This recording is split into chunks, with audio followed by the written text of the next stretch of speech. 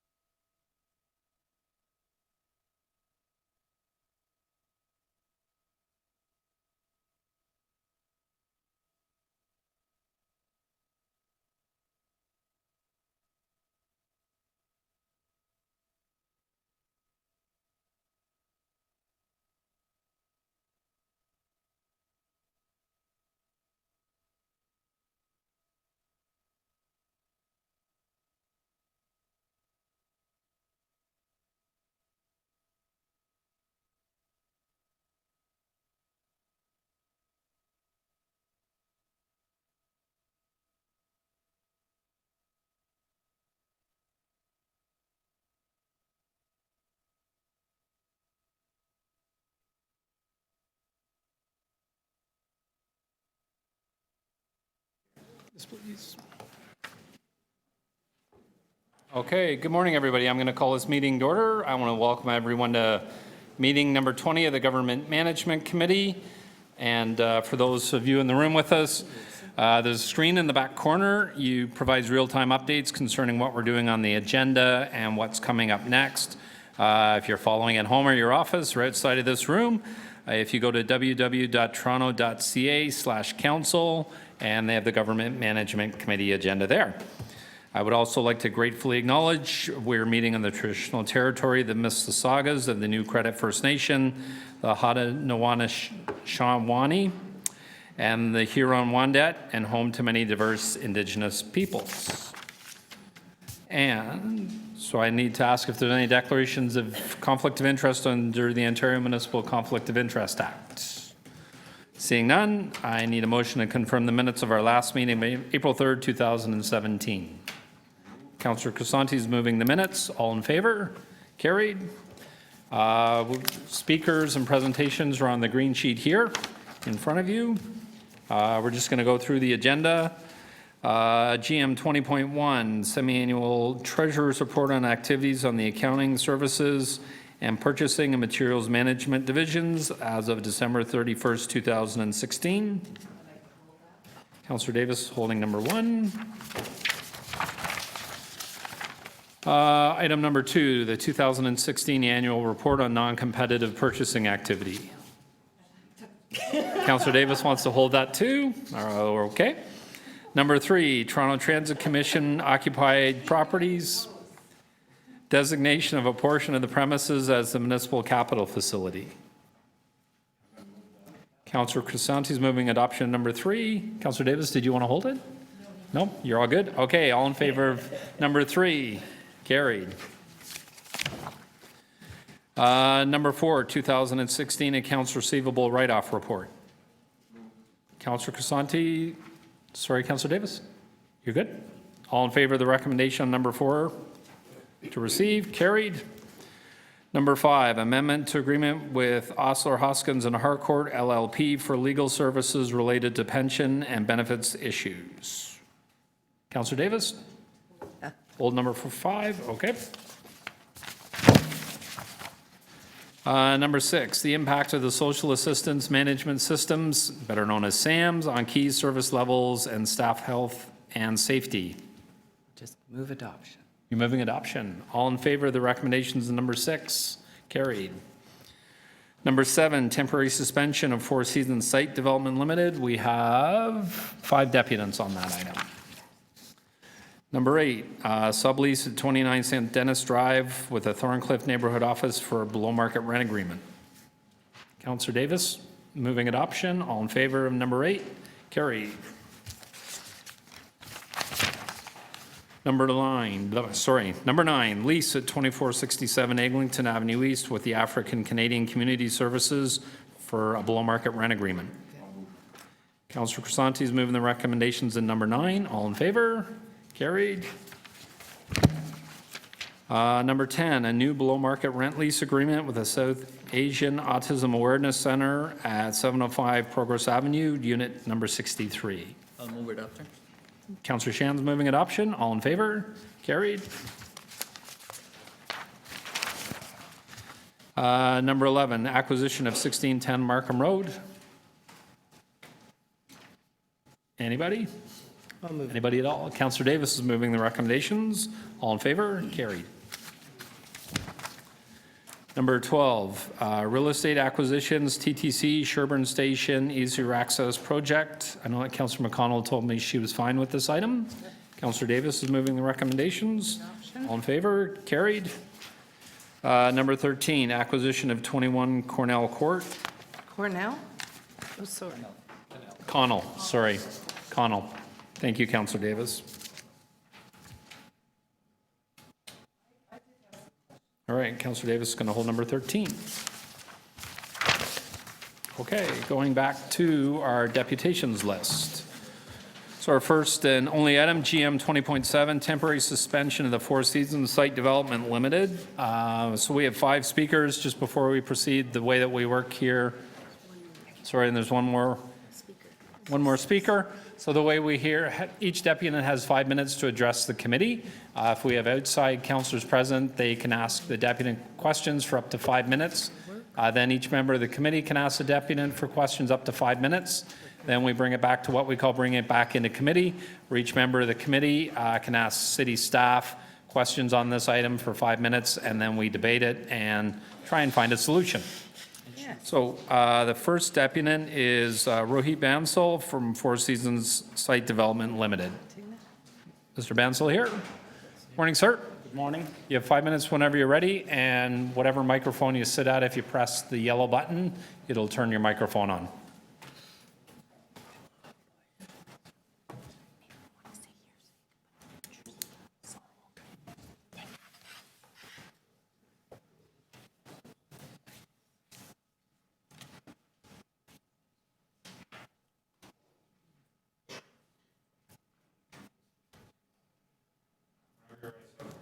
Good morning, and thank you again for the opportunity to speak to you on behalf of Four Seasons Site Development.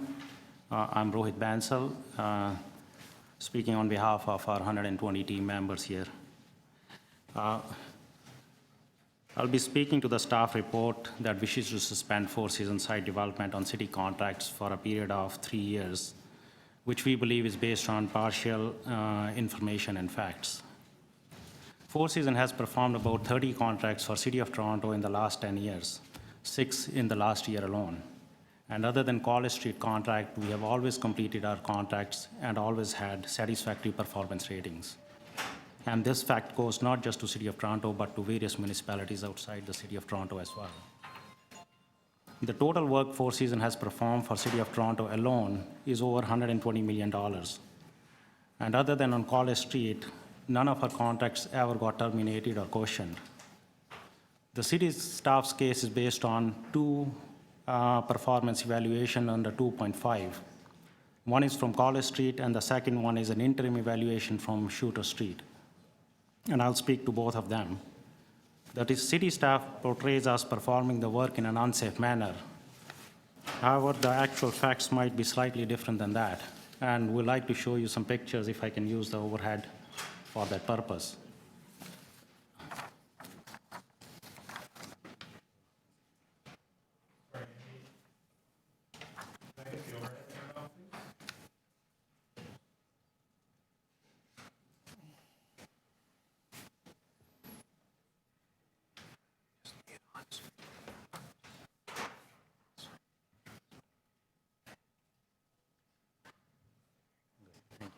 Thank you. Thanks, Andy. On College Street, it's alleged that we did not have any access available to people or businesses to get in and out, or it was unsafe, and there were no rampings and stuff in place. This is a picture taken at College Street in August of last year. This shows how the ramps were set up and how the entrances are so close to each other and how closely things had to be set up every day.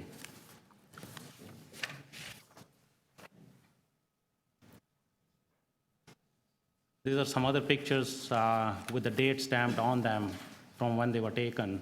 Shows how the sites were delineated so that people can go in and out and walk through the site and to have pedestrian safety. You can see the picture down there where the 2 rows of fences are set up with a clear passage for pedestrian to walk through, and thus making sure that they were doing so in the safe manner. At the same time, as we are working on College Street, there are other contracts going on in the near vicinity where none of these measures were ever in place. We never complained about these things because we care about our own work, our own forces, and doing the work in a safe manner. However, we are disturbed by the multiple standards that may be used. These pictures show no fences of any kind, no direction, no separate walkways for pedestrians to use. We are questioned about the quality of materials that were used. We want to submit that the materials were bought only from the specified suppliers that the city had specified. We did not have a choice. We talk about some tree covers not fitting. That's a flaw in the design, and they were fixed on site. Design was not done by Four Seasons. Site conditions were not created by Four Seasons. The city staff complains about lack of resources on the project for delaying the project. Please remember, on College Street, we worked only for 10 weeks before the city put a stop work order on us on September 15th, and then terminated a contract on October 5th for non-performance. We simply could not have completed what we were not allowed to do. The new College Street contract that the city put out to complete the south side of the project alone, it allows for 12 weeks plus just to complete the south side. And it accounts for all the challenges that Four Seasons encountered while performing work on the north side, like eliminating the excavation by and large, so that there will be no more contaminated soils or tanks to be found. Shooter Street. Shooter Street had a satisfactory performance rating on second interim evaluation. The first evaluation was never provided to us till after the second evaluation was done, and this was done on December 19th. We simply had no way of evaluating or responding to it once we have the second one, which is satisfactory. We request the council to give the family of 120 people at our end a chance to serve the city and its taxpayers, and we are one of them, to be able to do that in effective and efficient manner. Four Seasons always has, will continue to provide genuine. Sorry, Mr. Bansal, I need you to wrap up your presentation, please. Yes, sir. Four Seasons always has and will continue to provide the city competitive pricing. We have saved the city $31 million over the 27 contracts we have performed.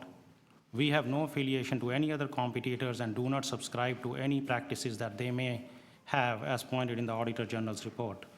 We are a proud, committed workforce of many Toronto residents, family of immigrant workers who work hard and make city their home. We request the City Council not to adopt a 3-year suspension on Four Seasons. Thank you, sir. Thank you, sir. Does anybody have any questions of the deputy? Councillor Davis? Thank you very much. You said you couldn't complete the work that we were not allowed to do. What work were you not allowed to do? Councillor, on September 15th, the city issued a stop work order, stopped us from proceeding the work on the south side of the project. And as such, we could not perform any work on the south side, even though we had people, forces, resources available and ready to perform the work on that date. Okay. I thought you were referring to the supposed contamination of the soil, because the last time you were here, you suggested that the Ministry of Labour had barred you from doing work because of contamination. Yes, Are you still suggesting that was one of the reasons for the delay? Councillor, that is the primary reason for the delay, notwithstanding that we were willing to proceed and able to work on the south side. So is it not the case, however, that the city actually hired an outside contractor or engineering firm or environmental specialists to assess and then connected or consulted with the Ministry of Labour, who confirmed that it was safe to work there? Councillor, when it was on July the 18th when we first discovered this problem when we were excavating, the city did engage a third party to come and assess the contamination and make recommendations. And that report was completed on 29th of September because the city consultant had to go to the Ministry of Environment as well and get their concurrence and clearance in order to do whatever they believe needed to be done. So as a result of which, from July 18th to September 29th, at the very minimum, we could not do any work in that area. We could not complete it, even though we were willing and ready to complete the work. Okay. There is further information here that I'll ask staff. Thank you. Thank you. Other questions from Councillor Crisanti? Thank you, Mr. Chair. Have you seen the photos in the reports, attachment 2, 3, and attachment 4? Two of the photos are with respect to inadequate protection, and one of them is specifically shows one of the workers is speaking on the phone and looks like an individual who's trying to exit one of the businesses and is not able to do that, based on what I see here.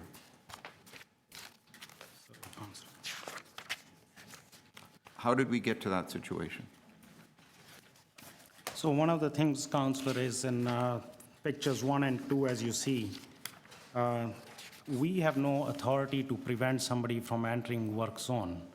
But if somebody does, we can put up all the measures that we can possibly to prevent that from happening. But if somebody does interfere, then it is our responsibility to make sure that they get through that work of safe and sound.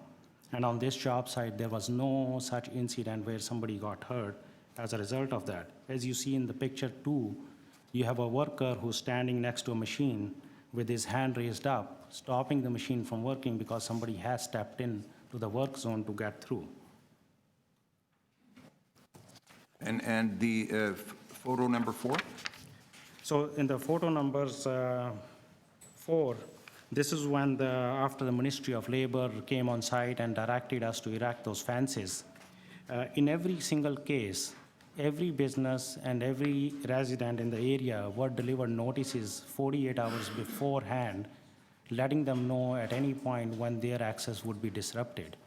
And at the same time, what we see here is after talking to the individual who you see in the picture, he was trying to make arrangement to get them a safe passage out from they were standing. That's why he was on the phone and making arrangements for that to happen. How was it that arrangement wasn't made in advance? How is it that we are blocking an entrance to a business when those arrangements could be done well in advance of the work being started? Councillor, this situation only arises when the work is happening exactly in front of their door and only for the duration that the work is taking place at that place. When we have moved on from that location, their access is restored in full. Thank you. That's right. Thanks, Councillor Crisanti. Other questions of the deputant? Seeing none. Sorry, Mr. Bensel, so I have a question. So last month, so if you look in the report, there's numerous instances of violation done by your company on both sites. Last month, you said that you had no ability to get in touch with city staff to address numerous of the concerns that were in the report. When we asked questions of city staff after the deputations, they said that they had 2 full-time staff on site each and every day. So could you elaborate a bit on why you couldn't get in contact, or people from your company couldn't get in contact with city staff to address the deficiencies outlined in the report? Councillor, what I had said it was I was unable to get in touch with the city engineers, which still remains a fact. The city did have 2 full-time staff, which is the 2 inspectors that they had on site. However, there are issues that the city inspectors cannot address, which are deferred to the city engineers, which lead mainly with design issues, changes that need to be made, and how to speed up the process, how to come up with alternative courses of action. That's the issues that were never, we had a tough time engaging the city engineers on that end. Okay, thank you. Okay, the next deputant is, Steve Cote.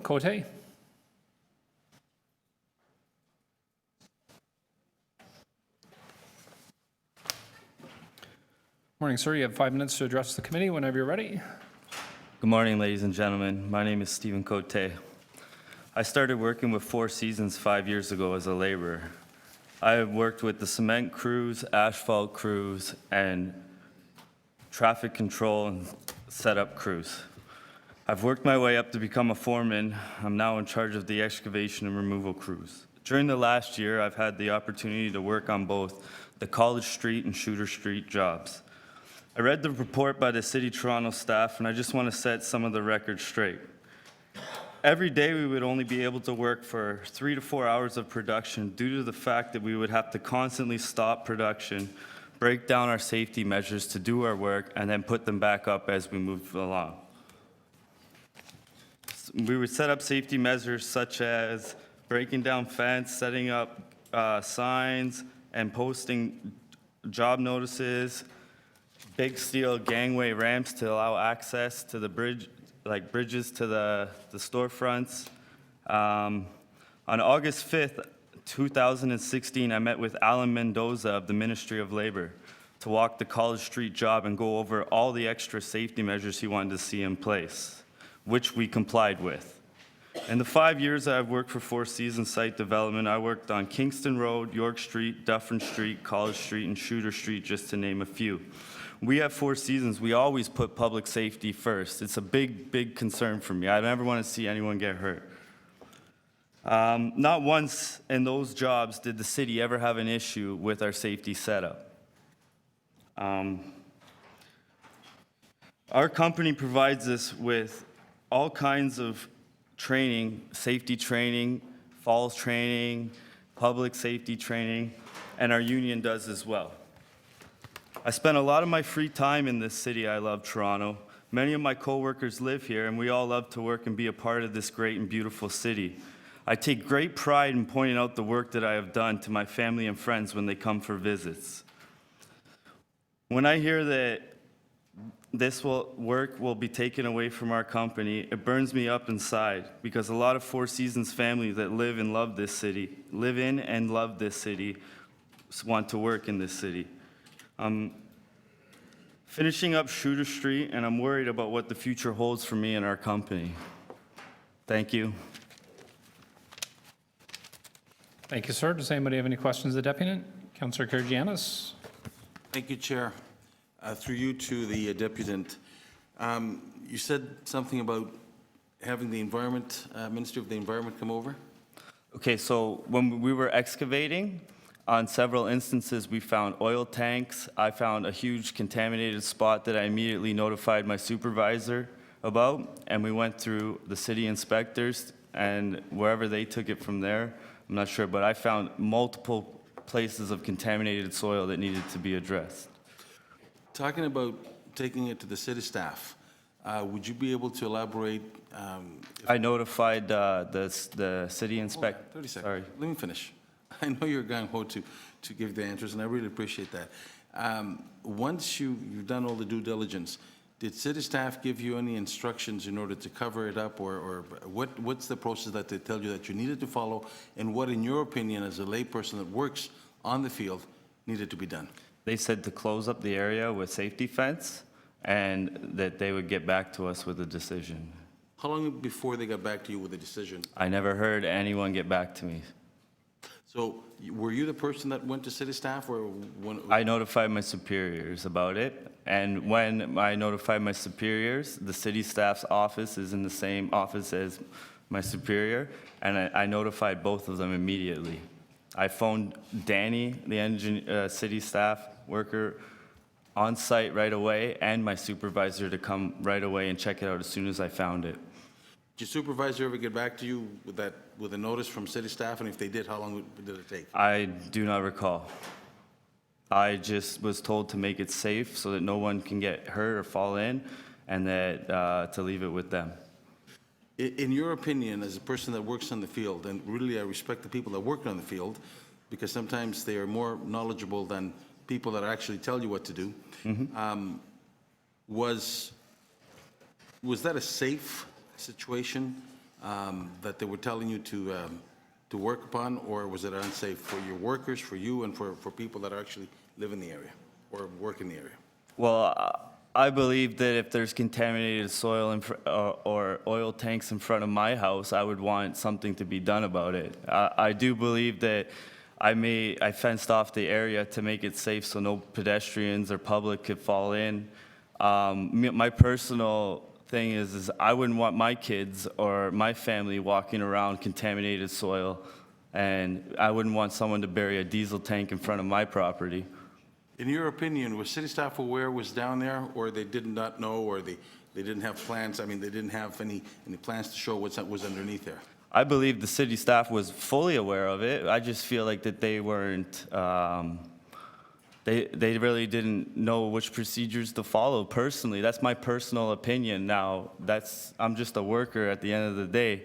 But they had ample notice. They walked by it several times. I always ask questions. Do you know if we have come to a decision on this yet? Sorry, my question was, did they know ahead of time what was underneath there? Or No, I feel like that the engineers and designers didn't do any homework about what was underneath the ground. We have locate sheets, and none of these diesel or oil tanks, whatever they were on our locates. There was all kinds of old oil pipelines under the ground that weren't on anything. None of the design. Nothing of that nature. That nature that you located underneath there was ever given to you? No. Or your bosses or the company before they started digging? Regarding the oil tanks and the contaminated soil, no. Did at any time you hear the city staff say, cover it up and let's proceed and let's move on? Not that I recall, no. You said that the company has worked in other locations, Yes, sir. the city. Yes, sir. How many of those locations have you worked upon? I've worked on the York Street job. We did a streetcar repair, track repair. I worked on Kingston Road. We did a total resurfacing of the streetcar tracks. I've worked on Dufferin Street, where we did sidewalk and we paved it all. Yeah, right now I'm currently working on the Shooter Street job. Was the company ever given any awards from the city for the work that they had done? I believe we have some posted up in our office. I'm not sure what they are. Was it, have you? Last question, Councillor. It's 2:12. I hit the wrong button. I had to restart your time. I see 2:12. You want to put my time? Councillor, you were at 3 minutes. I hit the wrong button here. so I had to restart your clock, so you're at over 5 minutes now. My Okay, last question. according to the chair, through the chair to you, sir, is, have you worked for any other companies doing work for the city? And were they given any, if you had, were they given any awards, or any other companies that you know given? I have not worked for any public works companies before this. I work for a private construction company doing home renovations. Thank you. Okay, thank you, Councillor. Councillor Bailão? Thank you. So I'm sorry, I didn't hear your deputation. I just came out of a meeting, so I'm just trying to catch up on this. So I understand that you're saying that because of the way that the city dealt with that tank situation around Dovercourt and College, that basically screwed up all the work. Well, there was two issues. One was the tanks, and further down, I found a huge batch of gas, like really smelly, oily soil that needed to be addressed as well. So yes, it did stop our work, because in order to move forward with interlock, you can't just simply stop it and then start over here, because when you do fill in the area, and when it meets up, it never fits properly and does not look good. But the tank was, I mean, the work was from Havelock, basically, all the way to Shaw, if I'm not mistaken? Yes, ma'am. So there's different blocks. Yes, ma'am. And that tank was just before Dovercourt. Yes, ma'am. Why couldn't you continue to do the work in all the blocks? And I think that's what a lot of the people in the community were saying, because everybody knew that the tank was there and that there was work that needed to be done, and people were asking, why aren't you doing the work on the other blocks? I mean, the work was to be done from the beginning of the summer to October, both sides of the street, and there was only one side of the street that wasn't even finished, so. Well, there was just more than just one issue, okay? We found old cellars protruding into our excavation zones from buildings from ancient, like cold cellars. Down the road, when we excavated a tree pit where a tree is supposed to go in place, we found contaminated soil in that hole too. So it's like almost on every single block, we ran into an obstacle that needed a decision from a higher authority. And what you're saying is that the city took too long to give you that decision? Yes, ma'am. And that is the reason why you'd never worked past 4 o'clock, even though you could work until 11 Well, o'clock? see, we would have to, every morning, okay, so basically every time we would move forward, every 20 feet, we would have to break down the safety measures, such as fence, ramps, gangways, and then we would do our work, and then we would have to put them back in place. And then an hour later or so, another crew that would come by to set the stone in and everything would have to take it all down and then do their work and then put it back up. And then later on, the cement crew would have to come through, break it down. And was that because of the Ministry of Labor order that? Yes, ma'am. And so like every 20 minutes or 30 minutes, we would be constantly breaking these safety measures down and putting them back up, and then another crew would have to come through. And at the end of the day, we would have to shut down production to completely go over all these extreme safety measures. So what was different about this? I mean, you bid for the work, right? You knew what needed to be done, and you know the regulations of the Ministry of Labor. So, I mean, shouldn't you be taking in consideration the work that needed to be done and account for the work to be provided in a safe way that responds to the legislation? We complied with, like I said, on August 5th, I met with Alan Mendoza of the Ministry of Labor, and he went over the extra safety precautions he wanted in place. Up to that point, we were complying with city safety standards as per in the contract.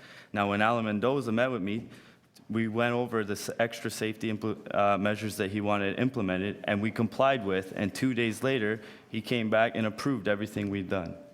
And we continued to keep that stand. Those are the measures that you say took a long time and took a lot of. Absolutely. We would lose a lot of production because of this. If we are consistently breaking down ramps and fences for multiple business access ways, like. Shouldn't the city and the community expect that when the contractor is bidding on a work, that they take those things in consideration? I believe the city should take that into consideration. But shouldn't the contractor when they're bidding on their work?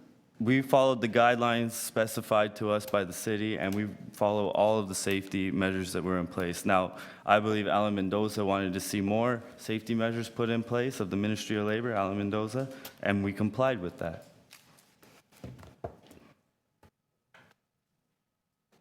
Yep, thank you, Councillor Bylaw. I saw Councillor McConnell and then Councillor Davis. Thank you. Thank you very much. So I get that this was very complicated for everybody, and I also understand that 2020 is really easy for everybody, so I appreciate that. If you had to do it all over again, what are some of the things, what were the lessons that you learned in terms of this particular job site? And how would you use those lessons if you had to do it again, or if you had to do one that was fairly similar?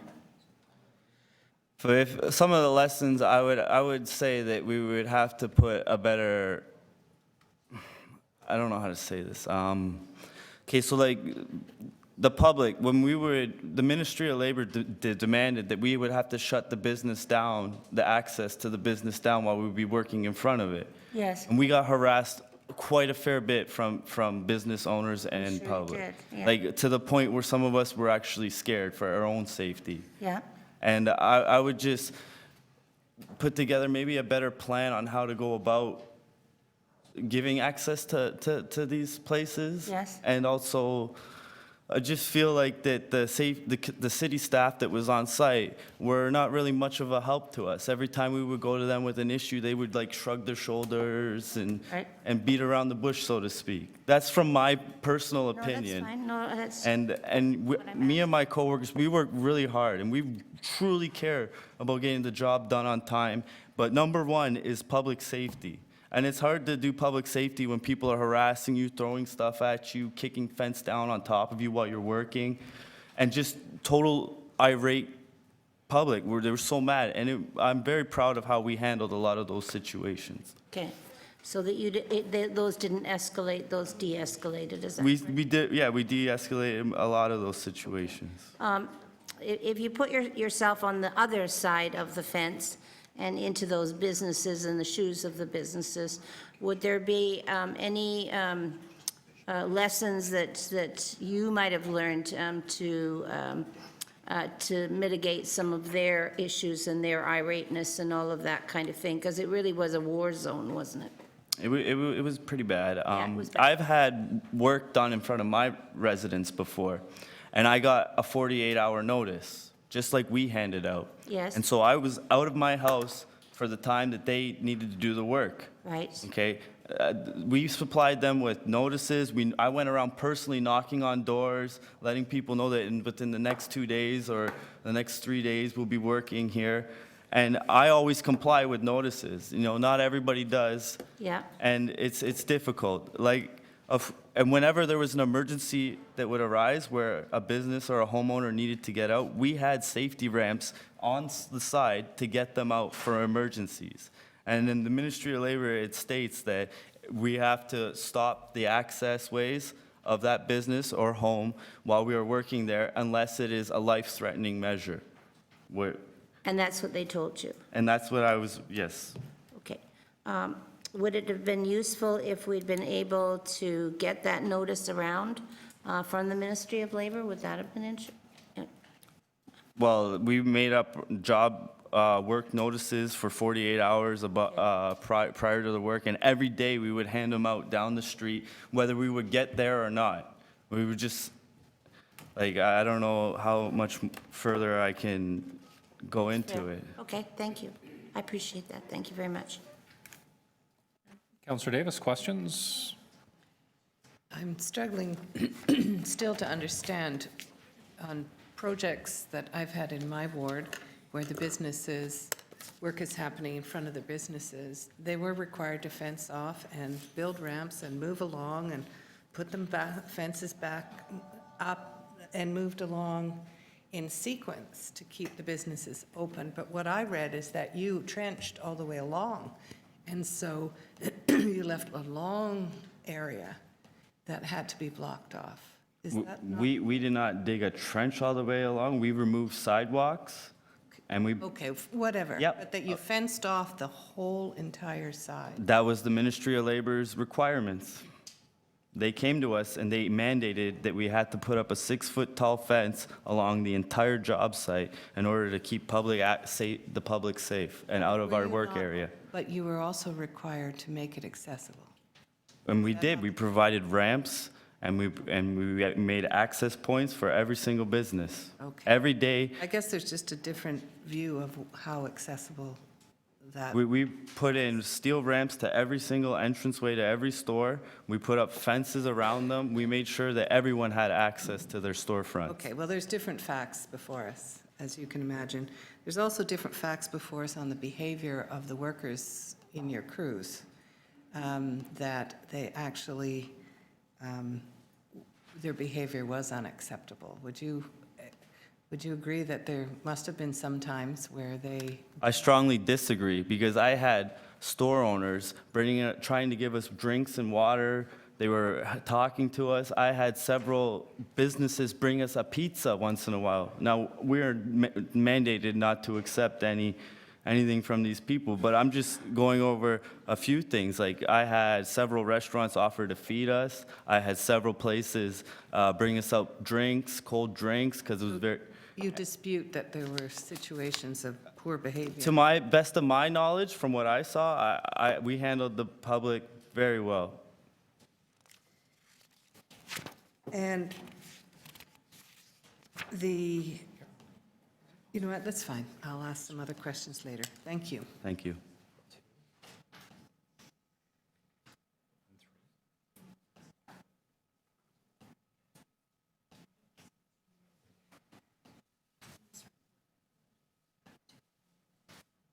Sorry, Councillor Davis, you done? Oh, yes, I am. Sorry. Okay. Any other questions for the deputant? Seeing none, thank you very much, sir. Sorry, I have a couple of questions. What's your position with Four Seasons? I am now a foreman. I was promoted this year to foreman for the general crews. Okay. Prior to that, I was a cement finisher and a laborer. Okay, and so I wanted to ask, you were saying about the safety concerns that were addressed, and I don't know if you've seen attachment number 2 in the report. There's a picture. I don't know if we can get it on the screen. Can you explain this picture to me? So when I look at it, from the amount of construction sites that I've walked around to get back and forth to work every morning, the woman's walking out of a store across a wooden ramp behind a cement mixer, and there's nobody from your company in between the cement mixer and that ramp to make sure that cement truck doesn't back up.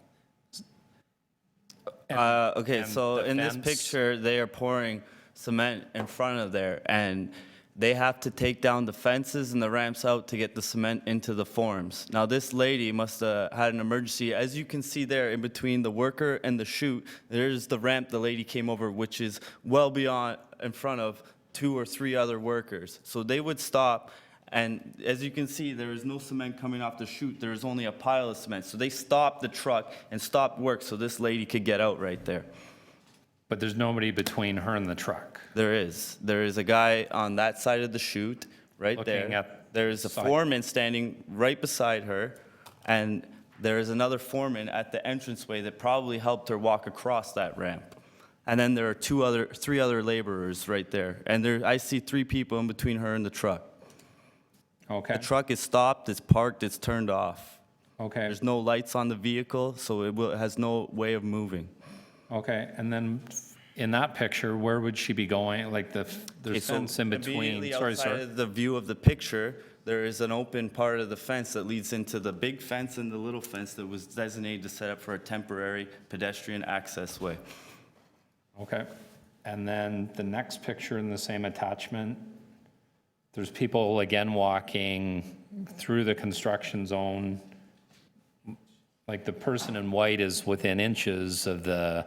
Yes, as you on that see, our shuttle. worker right there has stopped the machine from complete mobilization so that we can allow the pedestrian to walk safely through our construction zone. You can put up all the signs you want in Toronto. It won't stop people from walking through your job site, no matter what. And we have to stop what we're doing and totally shut down for these people to go through. Unfortunately, College Street is a very high traffic area for public. And a lot of these people, they totally disregard that we have to work, and they'll walk right through your job site, no matter how many signs you put up, no matter how many times you tell them not to walk through your job site, please go around. But at the end of the bottom line is the public simply do not care if you're working. They want to go from one point to another, and they will walk through your job site to do that. So, Mr. Cote, so wherever these people are coming from at the other end, do you not have fencing or a person that stands there? We absolutely have Sorry, fencing if up. I can finish the question, please? Sorry, sir. Sorry, do you not have fencing or a person at that other, often on job sites that I see in downtown Toronto when I'm working, there's a sign that'll say, this sidewalk is closed, please use the sidewalk on the other side of the street, and there's either fencing or a sign there or a person that prevents me from walking into that area. Did Four Seasons have that in place? Absolutely. You don't see it in this photo, but we have signs, ample signs everywhere. I would personally put them up myself, zip tie them to the fence with a pedestrian walking and arrows pointing for which direction they have to go. People will move these fences out of the way to go through your job site. You cannot control every single square centimeter of the job sites. Every morning we would show up, fences would be pulled apart, and you literally have to forcibly remove these fences out to get them out. So Mr. Cote, why would you not have someone at the entrance where these people are walking through to prevent them from walking? like I said, the fences were securely in place, but people will do everything in their power to remove the fences out of the way to get through the job sites. Like, they simply do not, they totally disregard your job site to walk through it. We had every safety measure that we could possibly enforce set up in place. So my last question, Mr. Cote, so if you look at this photo again, so you have, I can see one, two, three people walking through this area. The person that's looking after that shovel, because it's pretty close to the person in white walking through, why you wouldn't shut that down and send somebody to the other end, because you know you have a problem, and prevent pedestrians from coming into that site? There's about 7 or 8 or 9 residents along this stretch, and we have fences going towards their doors, but people simply will just go around the fences, they'll move the fences, and they come out of their house and they want to go the fastest way possible. They do not care if you have a detour set up or nothing. They will walk straight through your job site, totally disregarding all the safety measures that we have put in place to prevent it. People climb over fences, under fences, move fences off the feet to open them. They totally disregard every safety measure that we put up in place. Okay, thank you very much. Okay, the next deputant, sorry. Cheryl Zamet.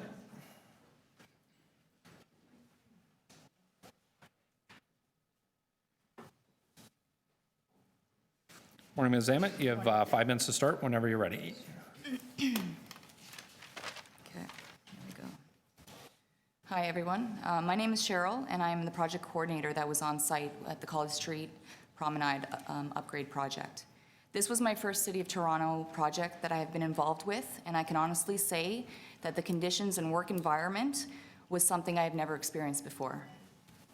I was on site each and every morning at 5:30 a.m. When myself and site super would arrive each early morning, before even heading to the site office, we would drive down College from Havelock to Shaw and be forced to fix and clean up from the previous night's disturbances by the public. Cones would be shifted, fencing pushed back, signs obviously appealing to someone to try and rip down. Several times, even our wet concrete was left marked, graffitied someone's name. Each and every morning, we would correct these elements within our project boundaries before the workday even started, and that was every day. Beyond the overnight's tampering to our work zone on College Street, the daily environment our crews and employees faced was that in which you yourself would not want to be near. Angry rants from the public were done on a daily. Our crews were constantly verbally harassed by the public, but it didn't stop there. Everything from threats to irate people even barging in on our site office to know why this construction was taking place. Everything was done with patrons and business owners in mind. Notices were made, printed, and hand-delivered to prepare the public of the construction approach. It got to a dangerous level when I feared my own safety being alone in the site office. We even hired a security company for added protection due to the hostility of the environment we were in. The conditions worsened after the MOL visited site and ordered more fencing for further public protection. It was then that the public took vengeance against us and our crews. Fence panels were even pushed over on our foreman by a store owner, yet we continued on. We complied to every requirement, precaution, and measure in order to protect the public, city property, and our employees. City staff and inspectors on site provided no support to us throughout these dangerous times. We were told by them to just call the police if things got out of hand. So with no backup from the city reps, left to fend for ourselves, we ensured that every safety requirement was set and carried out as instructed, and work continued. Now, I myself am a resident of Toronto. I have seen a lot of construction with the city that my company, Four Seasons, has completed. We take great pride in the family we have created and push for excellence through the work results we provide. We are not a contractor that backs down from challenges. We face project obstacles with drive and determination. Our focus is that of safety and the quality of our work. City of Toronto projects are important to us, and withholding us from the city work will ultimately affect the jobs and lives of all of us within the Four Seasons family. Thank you. Questions of the deputant? Outside councillors, Councillor Bailão. Thank you. How many notices have you provided to the community? Notices were done 48 hours that we were approaching. So from September to October, how many notice, You want a different number? notice? I'm not sure, but every single residence, every single mailbox, every single business. I'm not saying, I know, I imagine you would give it to I everybody. can't give you a number, 500, like, No, I'm not saying the number, I'm saying throughout the period of the project, was it once before the work starts? Was it 10 times, 5 times, it was, 20 times? it was done on a daily. It was done every time we were approaching a different area. You would give notice to the Yes, the to business? every single and mailbox owners. and every single patron. Okay. Do you have copies of those? I'm sure you I still can have certainly get copies. them to you. And Did you ever participate in the weekly meetings or biweekly meetings? the job briefings every morning. No, with the meeting, the city, the BIA, and the contractor had meetings on a regular basis. Were you the one? No, I wasn't. I Was more somebody on the from the project side company? in the office. Did anybody ever mention these issues with the workers to the BIA? Because there The was. lack of support from the city staff when, I was related. The meeting was the city, the business improvement area, which has business owners who walked the business on a regular basis. Absolutely. Was this ever told to them of these situations as well, that their members are doing some of this stuff? I know that Because I was in some of those meetings and I've never heard that. you never heard any of the complaints about irate people barging into our office where our safety was. I heard complaints, but these, I mean, it seems that it was pretty serious what was you're. absolutely yeah. serious. So did you have a chance to communicate to the business members on the regular meetings that happened? To the business members Mm-hmm. about the problem with the public. The What would the public bus- and some what of would their the- members, right? So there's an association of business that the board met on a regular basis. understand, yes. With the contractor and the city to discuss all kinds of issues. Absolutely. And, this should have been an issue, I would think. May I ask how the BIA would address? Sorry, Ms. Zammit, the way it works here is the councillors ask you questions and Well, I was the just asking a deputants ask- question to you- clarify the question. You don't ask questions to the councillors. Okay. Thank you. So you don't know if it was ever brought up to the business improvement? I wasn't in those meetings, so no, I don't know that. Okay, thank you. Thank you, Councillor Bailão. Councillor Karygiannis, did you have questions? Sorry, saw Councillor Karygiannis' hand first. Thank you, Chair. Through you to the deputant, how long was the operation from start to finish? When did you start? When were you kicked out of the project? The company was kicked out of the project? I'm When did it sorry? start? When did the job start? What time of the day? No, exactly. What time of the year did it start? What month? What day? In June, In June? yes. When was the first time that you run into trouble? You run into trouble because of the environmental difficulties on the ground? When did we run into trouble? When when the problems started to arise in terms of the discoveries underground. When was it?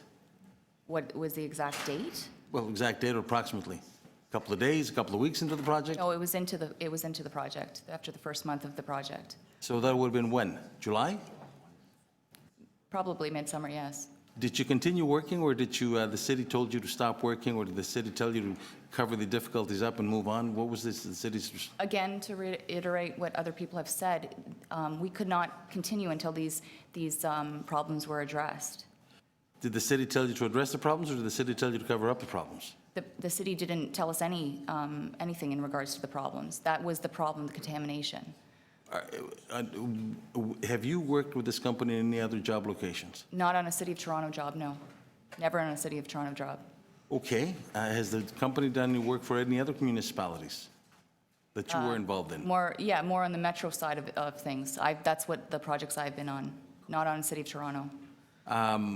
Has the company run into any difficulties on the other sites, the other municipalities?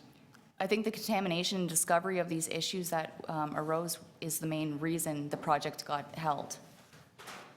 How many jobs have you, is this the only job that you worked with this company in the city? No, for the City of Toronto, yes. City of Toronto, yes. Would you say that the city dealt fairly with the company? The lack of support and the answers and the overall conditions of the environment were not ideal. I think anybody here would, if they were addressed with the issues and the treatment and harassment that we dealt with, would react the same way, would feel threatened. Can you describe, did you feel safe working at this No, project? I did not. Absolutely not. Being there from 5:30 in the morning, having to correct everything before the day even started. We had fence panels pushed onto our foreman in a trench from a store owner.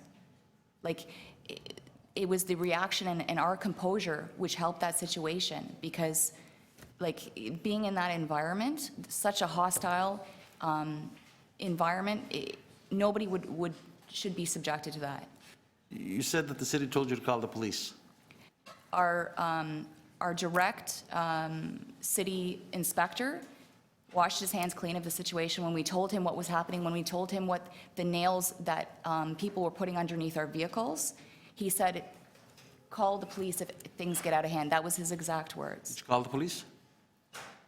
We had to maintain safety. We had to stop machines so that when people were standing in our way, we addressed every situation at that moment, how we had to. We did not want to anger patrons even more. We dealt with it in a calm, collective manner and took safety into consideration. You said that nails were put underneath the vehicles. I take it these are nails to blow out tires?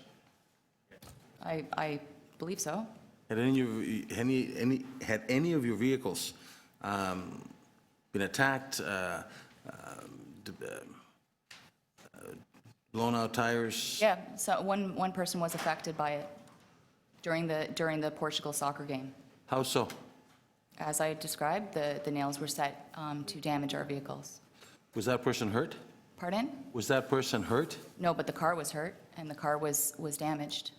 Our property. Was any of your employees ever harassed? I mean, you said they're harassed. Were there any of them pushed around to the point that they felt unsafe for them? Absolutely. A fence panel, a 6-foot fence panel was pushed onto our foreman in a trench. Was the city supervisor on site? I believe so. They usually were on site, but again, they offered no support to us when things were brought to their attention. It'd be interesting to know if you had any pictures of this panel, or if the city has any pictures of this panel. We can definitely find out. All right, so you don't have any pictures that you can share? We with definitely have a number of our employees as well as other owners that saw this take place, if that helps. It'd be interesting if you can share I those can tell you pictures with exactly where it happened, when it happened, at what time of the day. us. My time's running out. Thank you. Okay, thank you. Thank you, Councillor Karygiannis. Councillor Layton, any questions? Thank you very much. As the project manager, were you responsible for communication between the city and the contractor? I was a project coordinator. Sorry. That's okay. But was that your role? Was I Responsible for communication between the city and the contractor? somewhat involved with that. So the project started, mobilization was in June, right? And the project completion date was targeted for, I think it was 6 months from then. so it was October. Right? October, November, that's right. When was the first notice of deficiency issued, or notice of default issued to Four Seasons? I'm sorry, I don't deal with that. It's not in my job description. Are you aware that the city issued 2 notices of default? Probably to higher authorities than myself. Okay. When the city reached out in August about the terms and access to properties during that time, access to residential and commercial properties at that time, what was the response from Four Seasons? What actions did they take? I honestly, I deal with more on the project side of the daily events and things that go on during the day. I'm not on the authority side in terms of dealing with those notices or anything that was arising on. So the city issued 2 written warnings about worker conduct and behavior. I wasn't, no. And you weren't? No, I wasn't in on those. Were you aware of any No. action that was taken No, sir. as a result of those warnings? No, sir.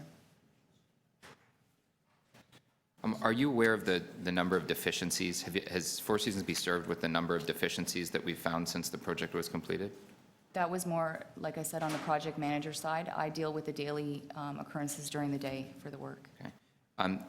Can you tell us, so it started in June, and when did Four Seasons leave the site?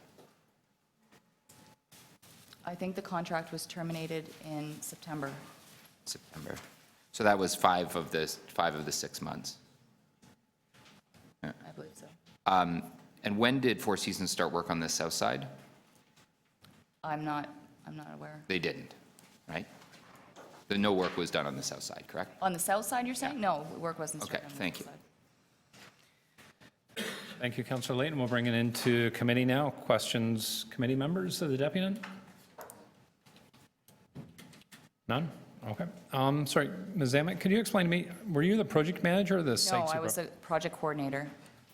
Is that different than the site supervisor? Absolutely. Okay. And then I was just so the previous deputy was talking about business owners that said they're bringing food out and pizza, and you're saying it was a very hostile environment. It was a hostile environment, a very hostile environment. We had to hire a security company because people were barging in screaming at us. If you wouldn't feel threatened, I definitely did, and I know many of us did. We had to Okay. lock the front door. We hired a security company. Okay. Councillor Karagianis asked if you'd contacted the police at all, and you said your company didn't. You didn't feel it necessary to call the police? If we were to escalate the situation, how would the public react to us? We were trying to keep it as amicable and as continuing as we could. So in order to deal with the situation in the best that we could and try to de-escalate tension and anger and everything else, obviously that was in our best interest and what we strive for to minimize issues. And That was the lack of support from the city.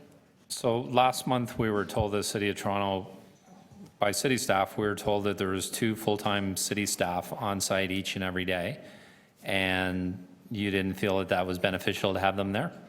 When we spoke to Danny, our city rep on site about the issues that were happening around the date of the soccer game, he was the one who said, you know what, deal with it yourself.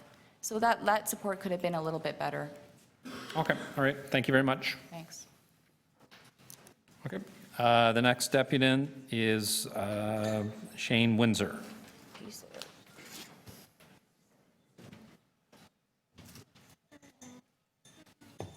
Morning, Mr. Windsor, you have 5 minutes to start whenever you're ready. Good morning, councillors. My name is Shane Windsor, and I've been working for Four Seasons Site Development for the past 15 years. I worked on Dundas, York, and Bloor Street, and required some experience work downtown Toronto. But I have never dealt with so much harassment from people as I did on working on College Street. I started college on started work on College Street on July the 5th, 2016. I started with 9 crews on site and eventually ended up with 3 crews because of the other 6 could not continue work until the city made a decision in regards to the diesel tanks found on site. This caused a major delay in our contract by no fault of our own. We complied with the MOL safety regulations, one of them being a safety fence near the buildings. We handed out notices to the owners the day before informing them of this. As we were putting up fence in front of one stores to make sure there was a safe access to the building. The owner came out and was swearing at me that he did not like it and told me to take it down or he will push it down. I explained to him that because of the safety reasons, I could not take it down and proceed to try and push the fence down on top of me. We worked 12 hours a day out there, in which 4 to 5 hours following the MO's of regulation about the safety fence. In order for any of the 9 crews to do work in the area, they had to take the fence down every time and put it back up to make things safe, which slowed down our work a lot. One particular day, we were digging in front of a restaurant while there was a soccer game about to come on. The owner and some soccer fans came out off the restaurant and stood by the machine where we were excavating. We had to stop digging due to their safety. After talking to them, we ended up calling the city inspector, who did not help resolve this issue, which forced us to shut down for the rest of the day because of the safety concerns. One of the business owners purposely left nails sticking up at a 45-degree angle on the road leading out of the site and caused damage to our cars. One of the employees ended up with a nail in his tire. There are some of the issues we had to deal with. One of the main reasons for our delay was the diesel tanks found buried on site. Councillors, if I was digging in front of your house and exposed a diesel tank, would you want me to bury it up or remove it?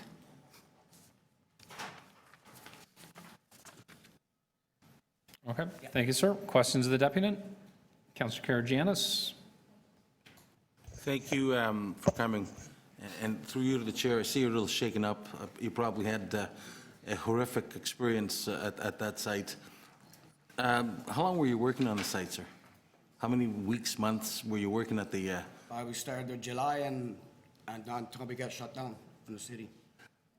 Did you ever felt like, I really don't want to go back working there because I'm unsafe? Of course. Every day, once a week, once a month? What do you mean? Sorry? How many days did you regret going to work because you felt unsafe? Was it on a daily basis? Was it on a weekly basis? Was it on a monthly basis? Probably a daily basis after everything started happening, right? Did you ever see the city inspector get involved and speak to the patrons of the bar or the business owners and say, look, you know, these people are doing work, please back off and let them finish? He came down there when the soccer game was on, and he just told us, do what you guys got to do.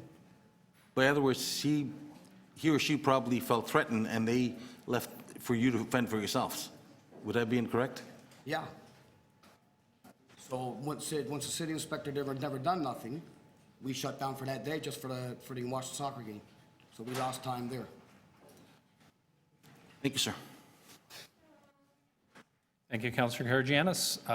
We'll bring it, sorry, outside councillors? No, we'll bring it into committee members? Or- No? So Mr. Windsor, I just had one question. You know, there's angst from the residents or the business owners, and how much do you think that was part of, from you can see in the pictures, that the fencing and the pedestrian corridors weren't properly set up? Well, I do have a picture where the... Face up as if you're looking at it. Turn it once to the right. There you go. Keep going. Keep spinning. There we go. If you see there on the bottom there, picture there, that's our pedestrian walkway that the pedestrians were walking in. Okay, and sorry, the top one has a date of 2016-8/10. Is there a date on the bottom one? Can you move it up? That there, sir, is the diesel tank that we had to fence off. Yeah. Can you move up the picture to, is there a date on the bottom one? No. No date on the bottom one. Okay. It probably was taken the same time. All right, thank you very much.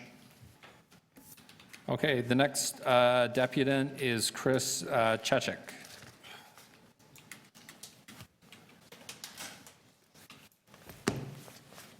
Morning, sir. You have 5 minutes to make your presentation whenever you're ready. Good morning, everyone. My name is Chris Chichak. I'm the District Safety Manager for Four Seasons Site Development. I've been in occupational health and safety and construction for over 27 years. And as you have heard, I'm not going to repeat a lot of things that my colleagues have mentioned in this meeting, but one thing I can say for sure, I'm proud to be a part of that team. They have exhibited wholeheartedly everything that is required under the Occupational Health and Safety Act, Regulation 21391, to the letter. I've done many site inspections down on the site, which came back with very satisfactory results. I've heard a few things in this meeting that basically it was a very difficult situation. For ever-changing conditions on a site, health and safety has to be paramount. Once again, the team came through. For every changing condition, public protection under Section 65 is very specific. We all have an obligation to uphold it, not just the contractor. On that note, since those changing conditions, we did comply to a lot of the city requirements and also under the Occupational Health and Safety Act. When the construction project proceeded into more excavation, more encroachment upon business storefronts and residential storefronts, it made life very difficult and very inconvenient to the general public. On that note, we did have a lot of violence, harassment cases, which I had to investigate. I actually had a work refusal. Soaring contractor refusing to proceed with work because they felt threatened. I diffused the situation. I heard about calling the police. That would escalate a matter into absolute chaos. No one would want that. As far as the MOL coming on site and ordering to comply, he understood the gravity and the situation of the project. The protection that was in place as met the requirements of the city and the Occupational Health and Safety Act did not satisfy protection to the degree that that site warranted. In so, there was a meeting conducted on August the 11th between the Ministry of Labor, myself, City of Inspectors, our team, and Health and Safety for the city. Procedures to protect the public. It was accepted by the Ministry of Labor, and henceforth, that's why we installed ramps, we had spotters, we did notifications 40 hours. We did everything reasonably possible to ensure. At the end of the day, I think we're all here for the same purpose: protection of workers, health and safety, and protection of our public. That's all I have to say. Thank you. Thank you, sir. Are there any questions of the deputant? Councillor Layton? Thank you very much. The hours of work on the contract, would that be something that you would cover in your? I'd be concerned about hours of work as they exceeded over a 10-hour day, especially during the July and August months where we had heat advisories left, right, and center, having a worker work beyond his required. Of course, and I would appreciate that. What was the workday on this particular site?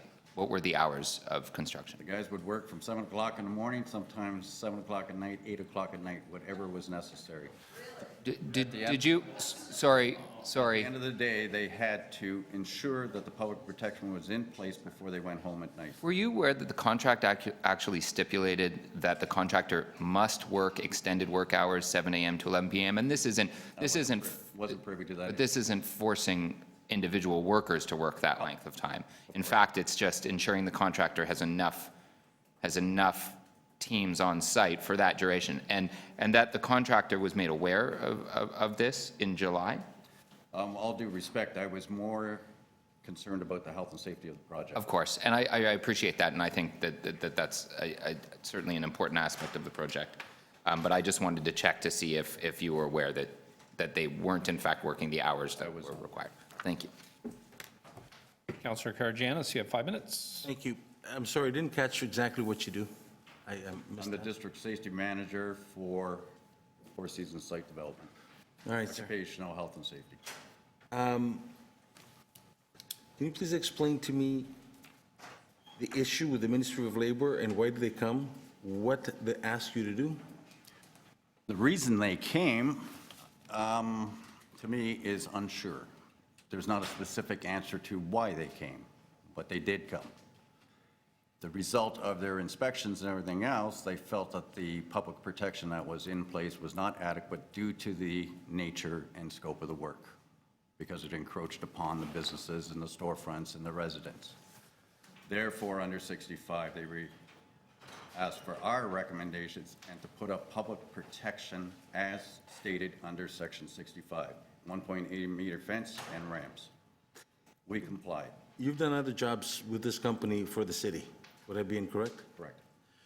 Have you ever had any of these issues on any other city jobs? Never. What made this particular job site different? My personal opinion, what made this very difficult was the fact that, for one, people don't like change. Number two, we were ripping up people's front doors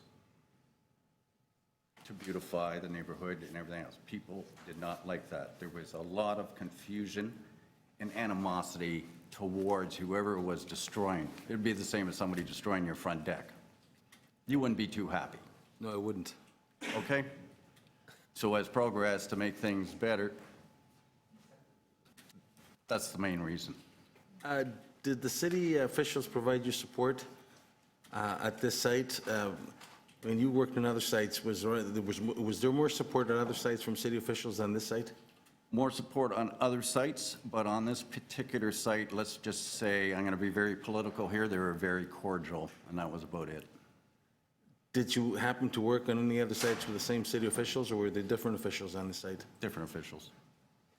Have you heard from any other sources regarding this particular officials that were with you there, if they were being cooperative in other sites, or? Just the feedback I had from my own colleagues on the site, that they felt that they were vulnerable, and they asked for assistance, and it kind of fell to some extent on deaf ears. Vulnerable- Validate that myself, I did not approach any city official to ask the questions why. Vulnerable as to, can you elaborate a little bit, please? I mean, vulnerable for their safety, vulnerable for their well-being, vulnerable, I'm going to go home at night, vulnerable, something that kicked Vulnerable me in for the the head. safety and well-being on the project. As you heard my colleagues prior to this, I think they stated that very clear, how vulnerable they felt, how unsafe they felt. They were at risk. Thank you. Thank you, Councillor Karygiannis. Councillor Shan. Sorry, Councillor Layton, did you have a question? Sorry. I already asked a question. Yes, sorry. Councillor Shan, sorry.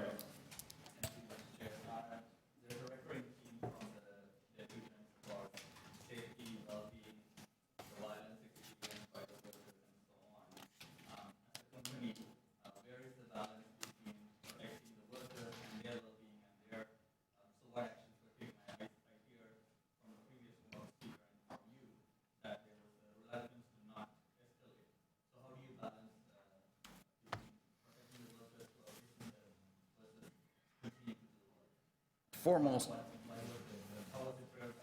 we didn't prioritize and we didn't take anybody any lesser of anyone else. The first things first is you got to look at the situation, do a risk management. So if you have a worker that is being threatened in any way, shape, or form, the first thing to act on is the diffusing of the situation and remove the worker from the scene, which they were instructed many times through safety talks that if they ran into a situation like that, remove themselves from the situation. As far as the other side of the fence, so to speak, if the public continue to be more forward, more violent in nature, then we would have no recourse but to call, under our own policies and procedures, 911.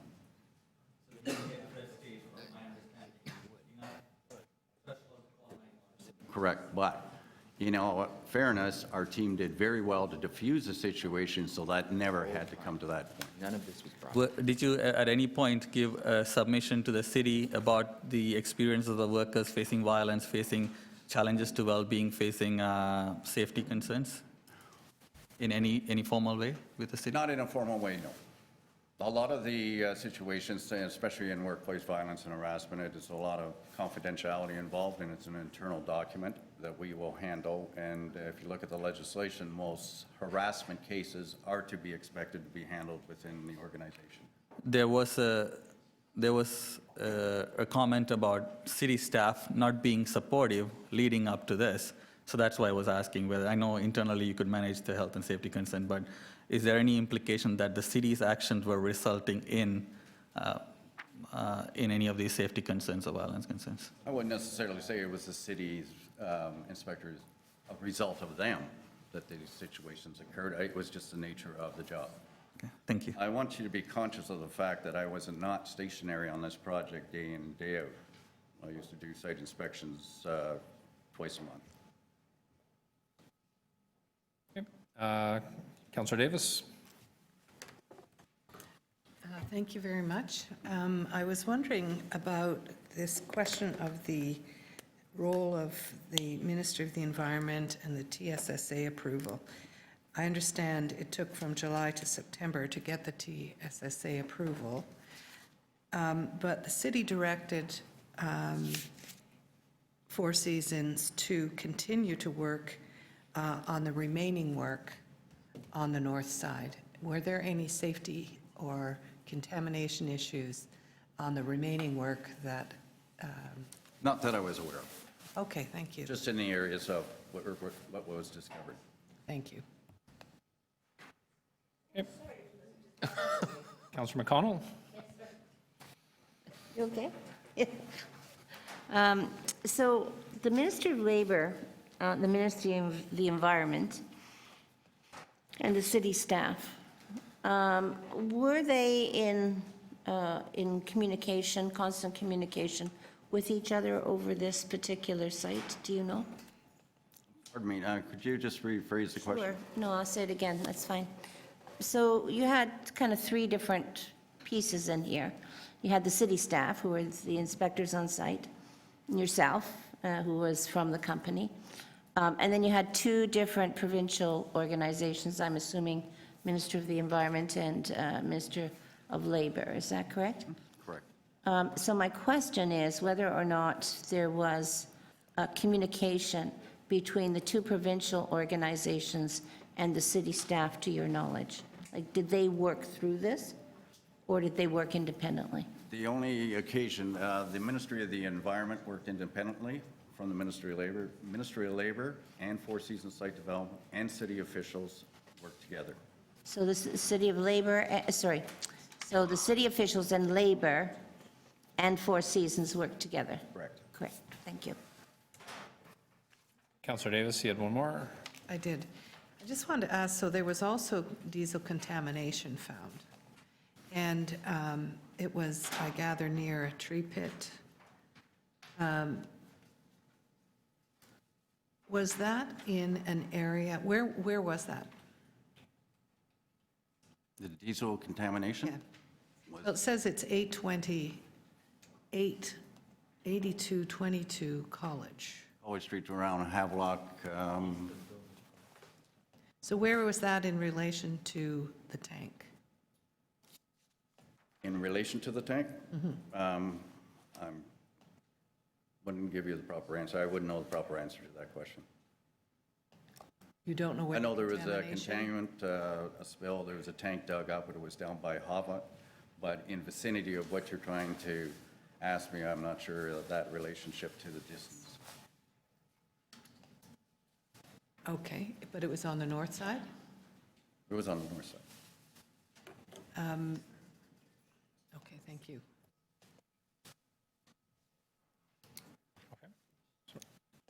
Anybody, any other questions? No? Sir, I just had one, and that's in the report. It said that in terms of a traffic plan, the city requested a traffic plan from Four Seasons on July 19th, 26th, August 2nd, August 9th, and August 16th. And one wasn't submitted until August 23rd. Wouldn't that be a considerable danger to both your workers, the employees, and the pedestrians and people using vehicles in the area? I wasn't concerned about it because according to my inspection reports and my notes on June 27, 2016, project start update, notice project submitted on June 25th, all the required documentation on our occupational health and safety card, including traffic control plan, and all site documents were up to date. Sorry? Were up to date. Sorry, I can't So hear. on my inspections, it actually showed traffic control plan, which if you look down towards the Dufferin area of on College Street there, we had traffic control plan, signs, arrows pointing, everything was in place. So in here where it says, it names July 19th, July 26th, August 2nd, August 9th, and August 16th, those dates are all incorrect? That you had submitted a traffic plan to the city in June?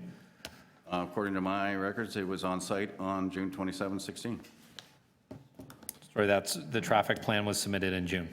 Traffic control plan, training records, public, in other words, all required site documentations, not only by Four Seasons Site Development, but also under the Occupational Health and Safety Act, were on site and in place. All right. I'll ask the city staff about that. Thank you very much. Sorry. Mr. Chair, if I might.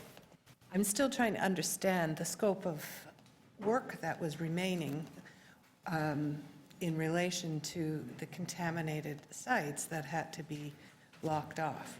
Was there any reason that Four Seasons could not work on the remaining sections, from your perspective, from a contamination or Ministry of Environment perspective?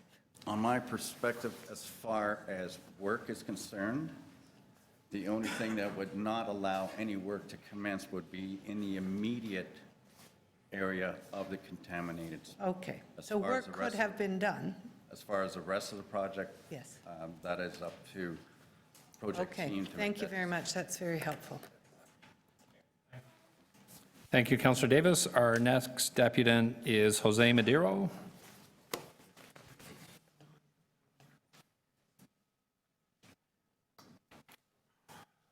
Morning, Mr. Madero. You have 5 minutes whenever you're ready.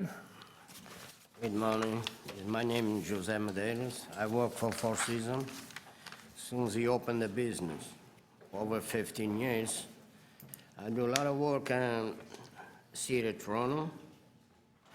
I work on Martin Grove, Kipling, Dufferin, Scarlett, Kingston Road, York, Dundas, and Bloor. I like to do my best in the job, to do a beautiful job, because anyone you pass in the street, you see a good job, you say, that's nice.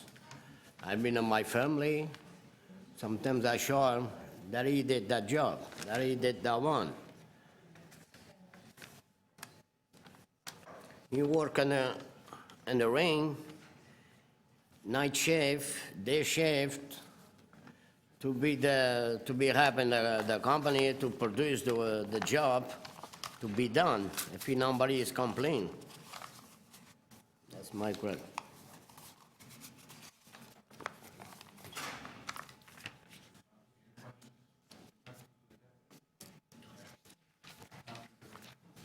Thank you, Deputy Chair. Through you to the Deputy, good morning, sir.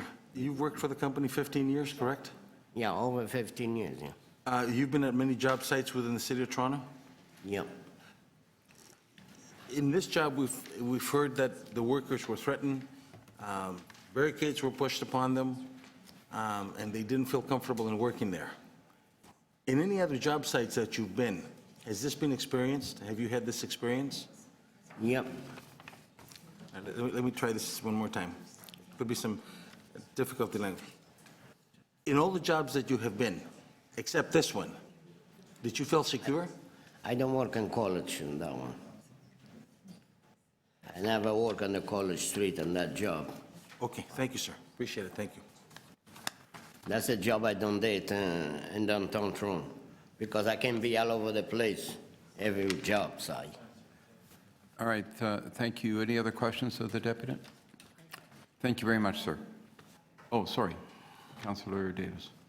When the contaminated areas were isolated, the tank, the diesel soil, could work have been done on other sections? Was work done on other sections on the north side?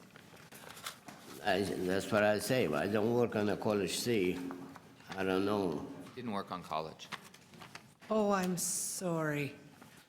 I work there. I can tell. That's a job I don't did on the College Street because I work on another place. I can be every job site, you know. Okay, all right, thank you. Thank you. Any other questions? Thank you very much, sir. Our next deputant is Mike Sinopoli. Mr. Sinopoli, good morning. Good morning. Yeah, 5 minutes whenever you're ready.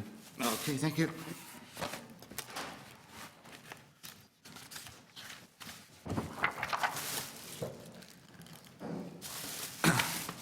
Good morning. My name is Mike Sinopoli, and I am the co-chair of the College Promenade BIA.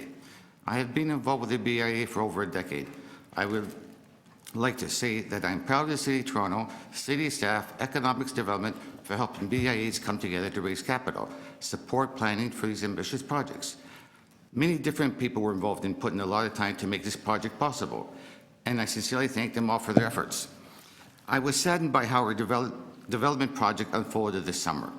And I'm here today to stress how important it is that they be held accountable for poor performance.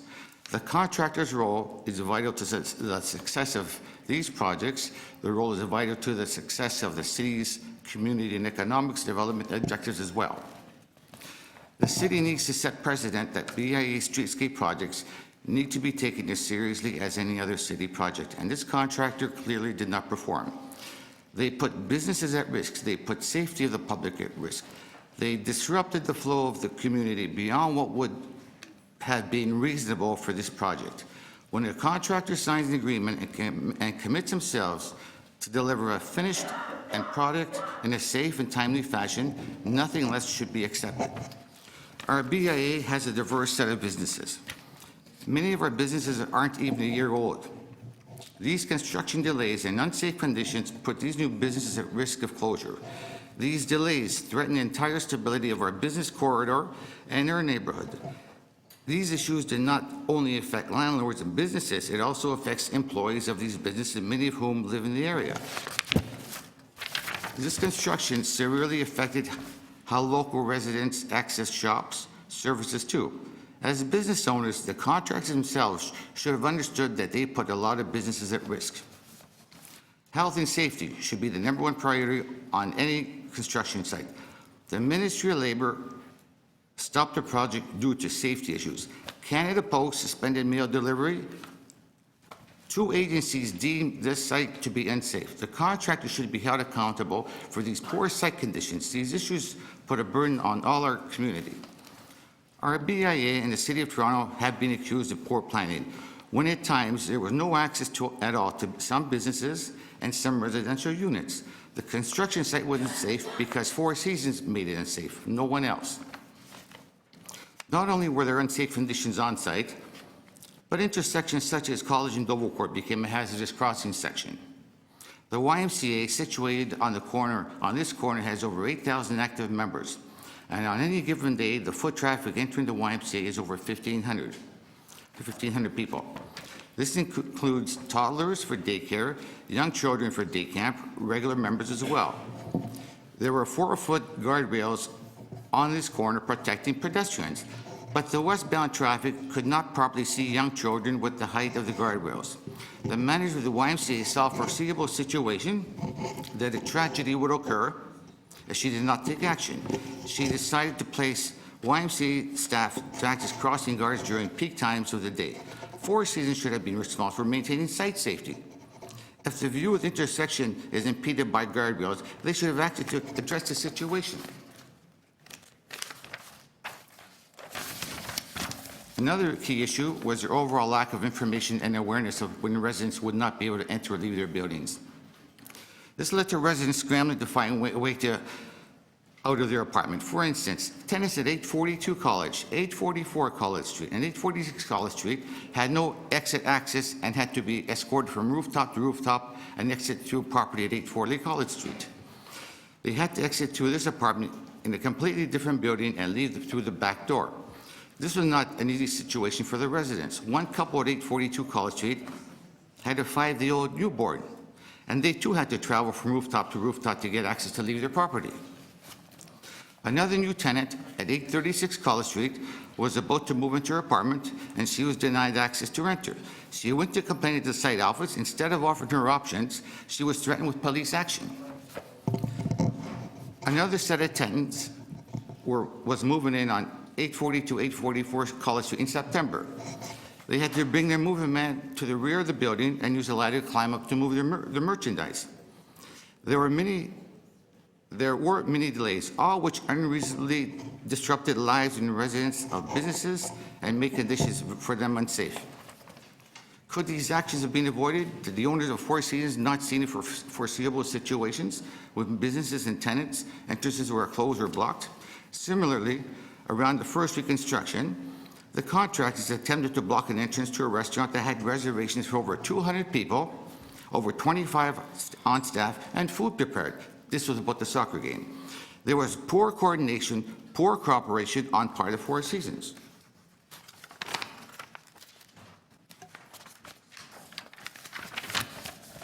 Sorry, sir, can you wrap up, please? Okay, I'll try. With over 2 hours of phone calls, texting, arguing, situation caused strain for businesses with everybody else, they decided to go home after a 2-hour situation. Four Seasons is asking for a 6-month suspension. RBI was supposed to have a 1 summer of construction. Now we have to second summer of construction due to delays from Four Seasons. A 6-month suspension is less than the period of construction that we're enduring, when this should have been a 5-month project. What penalty does a 6-month suspension say to contractors? Contractors, construction companies, usually do not even operate in the wintertime. So this is not really penalty. Our BIA is very hopeful this project will be fixed. We know how hard the staff at City of Toronto worked to help bring this project online. It is a shame that this situation with this contractor unfolded the way it did. Sorry, sir, I need you to wrap up. Okay, I got more to say, but... Okay, maybe that'll come out in some of the questions from the hopefully. councillors. Councillor Layton? Yes, thank you very much. There's a sentence on page 19 of the report that refers to the problems that local businesses were bringing up to Four Seasons, and quote, Four Seasons' refusal to assist with the installation of businesses open during construction signs or to mitigate the impacts of the construction on businesses. We met on dozen occasions throughout this project. Is that consistent? Do you think that Four Seasons was willing to cooperate with us to ensure that the work was done properly? No, they did not. In my opinion, it was City out there who was overwhelmed. Danny and his assistant engineer, they were overwhelmed helping out the business owners because Four Seasons was not cooperating. Did you ever see them work to the required hours? The only time they worked till 2 o'clock in the morning is when they broke a water line, which is just as easy to break a gas line. So they did not ever mitigate their situation and work till 11 o'clock to make up for lost time for any reason or any occasion. Just that time they broke a water line. On September 20th, you walked the site with city staff and engineers. Is that right? I did a lot of walks, probably that day too, yes. A lot of walks. This was the deficiencies. Okay, I was there, The yes. deficiencies. Do you recall the number of deficiencies that were found that day on just the north side alone? It's hard to say, just on the water shutoff valves for all the property owners, that alone could have been 30 or 40 alone on that. Well, let's talk about the water shutoff valves. How was this deficient? They weren't there. So if someone has an emergency inside their building, city cannot come out and shut the water because there's no shutoff water. It was buried under the ground. Let me clarify, because that seems a little unbelievable. So in front of a business, in front of all of our houses, there's a water shutoff. And that water shutoff is there just in case there's a break on the house or the business. Correct. And we're going to fix. So you couldn't tell where they were? You don't know where they are now.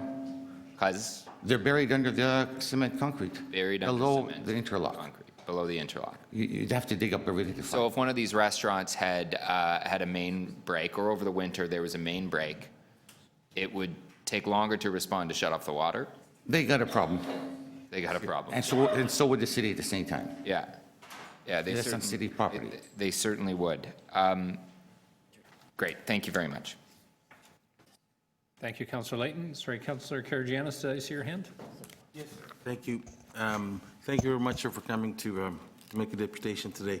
I realize how hard this would have been both for the businesses, the city, as well as the company. You mentioned something about contamination, tanks, and all that stuff. Can you elaborate a little bit more on this? Was there a lot of contamination? Was there a lot of tanks that the company found? There was one tank on College Street, outside of 934 College Street. There was a little bit of contamination on College and Ossington on northwest corner on the soil, and a little bit at 822 College in front of their property. That's There was more than one location that contaminated? 3 locations, 1 tank, including 1 tank. Did the company, are you aware if the company called talked to the city? What did the city say? Were you part of those negotiations? I understood Ministry of Environment was taking care of everything. Was the Minister of the Environment, to your knowledge, called by the city or by the company? I couldn't answer that fairly. I imagine it would have been the city. So you would want to see the Ministry of the Environment assessment of this before work was continued. Would I be correct? No, because they could have covered it, kept going on. You would have to stop the whole project. So covering it, to your estimation, that would have been okay in order to finish? Continue. To continue. So would you want them to go back after they covered it? Well, it's a process.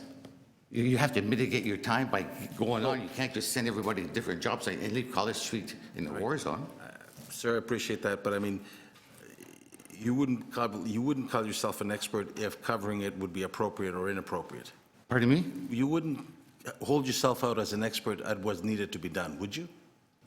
Well, knowing that the city covered it up, it could have been covered up. When Pavtar came out when the city fired Four Seasons. Let me ask this question again, sir. And was the tank, in your estimation, would you say you're an expert in environmental assessment? No, I'm not. Okay, so then you can't for sure say if the environmental, the Ministry of the Environment told them what to do and what not to do. That I don't know. Okay, but you say they could have covered it up. It's been covered. What if the city, what the Ministry of the Environment said to them, you don't touch it, leave it alone? We don't know what they said. We don't know what they said. Okay, so if we don't know what they said, then covering it up might not be an appropriate statement, correct? Not necessarily. Depends what the final order comes down to. I thank you, sir. Okay, we'll bring it in committee. Questions of the deputant? No? Okay. I just had one, sir. So 4 seasons earlier, one of their staff members talked about that they worked very diligently to make sure that every business had a steel ramp in place. And I have a letter here from, sorry, Michelle Genter of the Folly Brew Pub that talked about, and to quote, even trying to get a proper ramp to our door took days, was taken away shortly after it was installed. Some planks to entrances had nails sticking up out of them, and some entrances were left with unsafe drop levels to the ground level. Would you agree with that? Or would you say she had an isolated instance? No, there's been many instances like that. That's why city staff was always overwhelmed helping out the businesses because they weren't getting cooperation from Four Seasons. Okay. And I don't know if you earlier asked about one of the photos in attachment number 2. There was 3 staff, or sorry, not 3 staff, 3 pedestrians. If I can get the picture put up from attachment number 2 again. There's a picture of a shovel work and people walking by it, and I thought walking by in close proximity to the shovel, Four Seasons staff said that that was a regular occurrence because residents and people trying to access the buildings were regularly taking the fences down and the signs and just going through. Would you agree with that? I do not agree with that, because if you live upstairs and you put a fence in front of their door, how are they to get out? That's why people, no, they didn't have back doors, like at 842 College Street. At second floor, they had to go jump from roof to come through 840 College Street. 100 tenants upstairs. Sorry, did you say some people in the buildings are going from roof to roof to get in? That's what I read. 842, 844, 846 College Street, jump from roof to exit through 840, jump down their roof, through their apartment, through the back door. People had no access, no exit. At the same time, no exit going in, no entrance going both ways. It was very dangerous for a young couple with a newborn baby, 5 days old, to jump from roof to come down. There was a roof there. There was no back door, second floor. All right. Okay, thank you. Well, that's pretty crazy. Our next Deputy Dennis Puries. That have like the ladders and stuff. Morning, sir. You have 5 minutes to make your presentation whenever you're ready. All right, good morning. My name is Dennis Pierce, and I'm here to represent 1000 College Street, Barada Restaurant, and my experience with Four Seasons and the construction on the College Street Promenade. I'm sure there are a lot of good people that work within Four Seasons Company. I personally would give them water, as there were plenty of hot days, just as I would to anyone else under the heat that they were involved in. But, however, the experience I had with Four Seasons led me to believe that there was serious neglect to safety, to the public, to businesses in the area, and there was also a lack of communication directly with the businesses to better understand what to expect and avoid in terms of delays. When this project started, I saw the engineers and construction crew having a meeting on the Monday next to my business. I approached this group and told them who I was and asked if they needed help and if they wanted to discuss anything with regards to closures or working procedures around our restaurant. The team politely said no, everything was in order. 2 days later, while my restaurant had 300 people coming in for a soccer game, out for lunch, the construction crew decided to begin to chip away at the sidewalk with heavy machinery. I approached the construction crew and expressed my deep concern. There was no construction hoarding to protect the public, and they wanted to block our entrance and exit to the business. There's no safety measures taken to protect my customers from shards of cement being thrown into the restaurant through windows and doors. I asked them if they felt this was safe, having customers walk back and forth right beside the machines, chipping away and pulling large pieces of cement back and forth. They said yes. The site was safe, they told me. I told them I disagreed. It was unfathomable for that company to declare it was a safe site for the public. Aside from cement being broken, I told them this was a fire and safety hazard. If there was a fire and their machines were in front of the doors and blocking access, how would my 300 customers get out in case of a fire for a health emergency? If someone had a severe allergy, stroke, heart attack, how would the ambulance reach us? They told us that they had to do it and they had to restrict access to the building.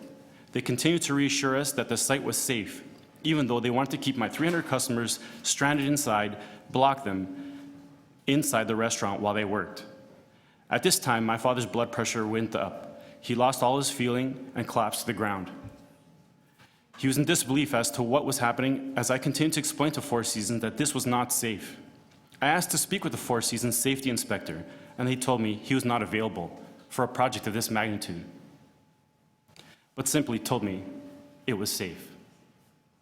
The construction crew that was there.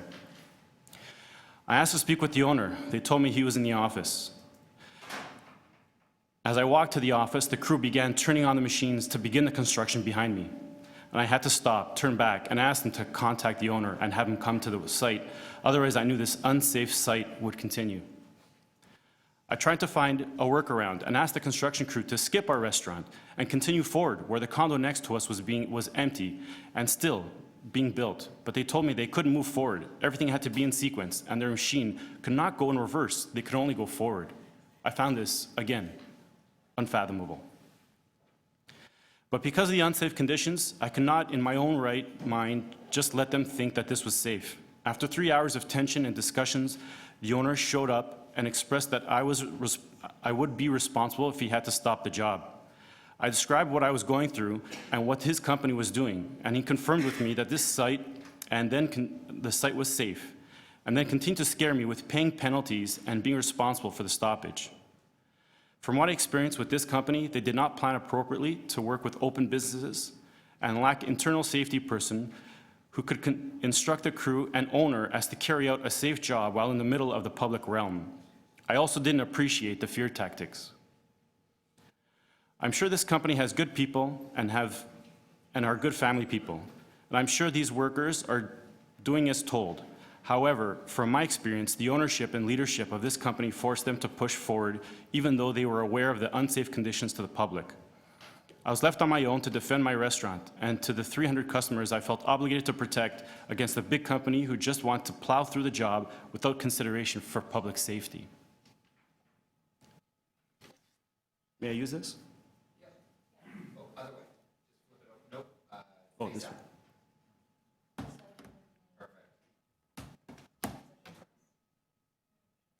Sorry, 1 second. These are my daughters. I have a 1.5-year-old and a 3-year-old. I would never, never, never let them walk past this site. If a shard of cement went into one of their eyes, doesn't matter how much money they could try to pay us back, it would never bring back the eyes of one of my children. It was just simply unsafe, unfathomable that they would continue this job.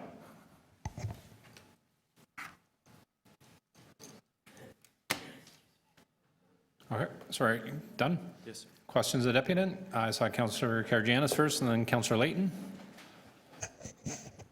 Thank you very much for coming, sir. I appreciate the difficulties that you said that you had faced. Where is the restaurant again? It's located at 1000 College Street. By Rada? Yes, sir. How big, how many square feet do you have? So we're operating, there's sides, there's a private side on one side, public side on the other, and there's also space in the backyard. So yes, we did have 300 people. My question is, sir, how many square feet do you have? Not how many people you had. I'd have to calculate. We have a 4,000 square foot patio. We have approximately 800 square feet on one side and maybe another 600 on the other. So how many people are you licensed for? We have... Sorry, Councillor Karygiannis, we're here talking about city contract, not how the business managed to get 300 people into the building. So if you could, sorry, if you could let me finish, if you could restrict your questions to what's before us. Thank you. It is before us, Chair, by the view of the fact that he said he had 300 people in, and my question is, are you licensed to have 300 people in your restaurant, sir? I'll calculate them. Hold on. Sorry, sir, your license? Yeah. Your license is up on the wall, right? And Yes, Councillor Karygiannis. There's no wall here, so I'll have to calculate with what I know in my mind. Well, how many people are you licensed for? Why are we fighting about this right now? We're not fighting. I just want to know how many people you're licensed for. So why are you arguing with me? I'm trying to calculate how many people I have. I have 2 different licenses. Yeah. So if you'd like to take the time to listen to me, or do you just want to? Sir, you have 2 licenses. I appreciate that through the chair. Those licenses have a number of occupants on it. Are you aware of the number of occupants that your restaurant can have? I am going to calculate the 2. Would you like to wait and hear that answer, or would you prefer to just speak? Yeah. Okay, just, okay, Tell me how to proceed. just figure it out. Sorry, sir, you don't have to, sorry, the number of people that your restaurant or facility accommodates is not before us. You don't have to answer that. It's not before this committee. What we're discussing is a city contract between... Point of order, Chair. Point of order. Councillor Karygiannis, you're not on this committee. You don't have a point of order. Okay, fine. So if you could ask questions, I'll stop your clock. If you can ask questions to the deputant question about of the the matter deputant before was, us, you've been told that the business license, the capacity of his building is not before us. Thank you. The capacity of this building is before us if the safety has something to do with it, Chair. And that's what I'm asking the deputant. How many people are you? Councillor Karygiannis. Obviously, you were overbooked. Councillor Karygiannis, I'm going to ask you to withdraw that comment now and apologize to the business owner. Chair, I definitely withdraw. Councillor Karygiannis, you can either withdraw and apologize. for the question of how many people he's eligible to have? Not before us. As the chair of this committee, I've told you what you can And and... as the chair of the committee, sir, I'm telling you that I don't think... Councillor Karagianis. What's I'm your the point, sir? chair. I've told you... Then you're wrong, sir. You're absolutely wrong. If I cannot ask how many people he's licensed for in order Councillor for him... Karagianis, you've been told 3 times now by myself, that's not before this committee. What is before this committee is a Then contract before this committee, between a we're private told a company- number, and my question is he licensed to have that number? Okay, Fair question. thank you, Councillor Karagianis. Are there any other questions from outside members? Councillor Layton. Yes, thank you very much. Within the contract, it said, oh, I think I have the wrong page out here, sorry, that the contractor was required to, shall direct that all their operations to minimize any inconvenience to the owners or occupants of the affected properties. Do you think that they held up their side of the bargain? After myself, I don't know. I don't know if the impact of dealing with or our situation, because we were the first in line, but no, with our situation, no, it was unsafe conditions. There was no hoarding. If they started cement and any shard could just go into the restaurant, that's not safe. No, anybody walking in and out, they wanted to block people inside, and it's true. What if somebody had a heart attack? What if something happened? Nobody could help. What if there's a fire, even worse? If there's a fire and people are trying to get out, where are they gonna go? Are you aware that, They told me that to block completely, like nobody would be allowed in and out of the restaurant. That's just, no. that's consistent with what I heard from residential property owners as well. If I could just, did you ever witness the contractor doing work for the duration of the hours 7 a.m. to 11 p.m.? You're there late in the evenings, that's why I asked. I never saw them working in the evenings. No. I'd see them working during the day, but never in the evening. Are your operating hours, do you start operating at 7 in the morning? We were there, we used to open the doors, we start cooking at around 7:30, 8 o'clock. We only open our doors around 10:30, 11. 10:30, 11. Okay. Thank you very much. Thank you, Councillor Layton. We'll now bring it into committee. Any questions from committee members? No. I did have a question for you, Ben. So one of the Four Seasons staff earlier said that they made a point of delivering construction notices by hand to each and every individual business. Do you recall getting a notice that there was going to be work done in front of your family's business that day? I'm not sure if I know that the notices were given out. I don't know if that notice indicated the exact start date. I'm not 100% sure as to the flow of work. I was there the 2 days before they started. They said that they were going to start work, but they told me that businesses were going to remain open, and I was okay with that as long as, there was safety. I'm not going to stop anybody's job or construction. I've dealt with construction myself. I do stuff not on this magnitude. On other magnitudes, I do a lot of stuff. I know that you have to keep things safe for people. Okay, all right. Thank you very much. Thank you. Thank you. Our next deputant is Ms. Julia Rapp from Rapp Optical.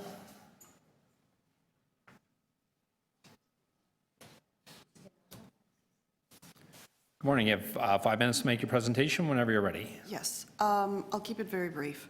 There's a lot of talk about how wonderful Four Seasons was on other sites. I can't speak for other sites.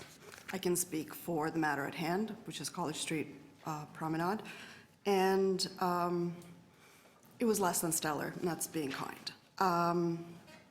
We were a little bit leery of change, of course, but as a member of a BIA, we were very excited about the project and really excited about having a nice-looking BIA. So we, in fact, welcome change. We went out of our way to talk to people and to get them excited about the change. And the initial constructions seemed to start really well. And within weeks, we were at a sort of a standstill. And, by the time October rolled around, of course, people were irate because as a business owner, I work roughly 6 to 7 days a week. So I'm at my shop every single day of the week, even on my days off sometimes. And I would be hard-pressed to see workers at the site for 5 days straight in a row. Certainly, there was no work being done in the evenings when it could have been done. Frequently, there was no work by the time 3 o'clock in the afternoon rolled around. I understand hot days. I understand construction delays. I understand, dangerous, small dangerous areas like an old oil tank or a small contamination. But there are blocks of construction that could have happened. Also, the contractor was supposed to finish both north and south sides of the street by October, and we didn't even get to finish the north side. And certainly, I was one of the people who welcomed the construction work, who tried to calm people down, people who were losing 30, 40% of their revenues for the summer. New businesses who had just opened and were on the verge of closing. We lost 30% of our revenues for the month of July and August. And still, had the work been done, it would have been okay. But the problem is, we're now in a place where we have to reopen everything due to egregious mismanagement by Four Seasons. And I firmly believe that somebody who disregards that many people and disrespects that many businesses and runs roughshod over us and does not communicate and stonewalls for the entire months of construction does not deserve to be allowed to work on other projects and to do the same thing to other people. That's all I have to say. Thank you. Yep. All right. Thank you very much for your presentation. Councillor Layton, I saw your hand up first. Essentially, Four Seasons is asking for a 6-month suspension. That is absolutely. That what you got out of this conversation? Yes. I came a little late, but Yes. I'm to understand that's the case. Yes. Do you think, essentially that means that they've served out their suspension? Right. We're about to put the RFP out for College Street for the second half. That is correct. We're going to have to shut down the street once again. All over again. Divert all those streetcars once again. Yes. We're going to have to go through exactly what we did before, hopefully in a shorter time frame. How do you think that'll go over if they're awarded the contract? Because the city has a requirement to go with the lowest bidder within some rather strict parameters that could end up, should it be challenged legally, we could end up not being able to award the contract if we choose not to go in this direction, is my understanding. How do you think that'll go over on College Street? Not very well. People were losing their shirts. That was very, very polite. I would say that at the very least, considering the hardship all of us have been through, my business has been in operation since 1983. So it's an established business, and we were hurting very badly. I have elderly clients who could not get to us for weeks. My staff had to climb in through the fire exit. And through all of that, we tried to be civil and polite with the crews. But when there are no crews for days on end and nothing happens, that needs to be consequenced. Otherwise, the city is setting a precedent telling other construction companies that it's okay to do shoddy work, to disrespect the people who are paying for this kind of improvement, and to get away with it. And I think that is not acceptable. Okay. Thank you, Councillor Layton. Councillor Karygiannis, did you have questions? No? Okay. We'll bring in the committee. Committee members? No? Councillor Davis? You mentioned there were blocks of work that could be done. Yes. And you're familiar with the street. I am. Can you estimate how many blocks there are in this project? Well, easily, College, so Shaw to Roxton could have been finished. The entire south side, how about that? Havelock to Dovercourt. Dovercourt to Concord. Concord to, what's the one after that? To the next street. So, 5, 6 blocks could have been finished. There were 2 sites, one of which, my understanding, was a tank that the city checked and double-checked, made sure that there was an environmental report done, and only then, were we going to proceed to close up that site. Only once we knew that that was no longer a toxic threat to the neighborhood. And you also commented on the issue of working in the evenings? No work was done in the evenings, and most of us would have welcomed it.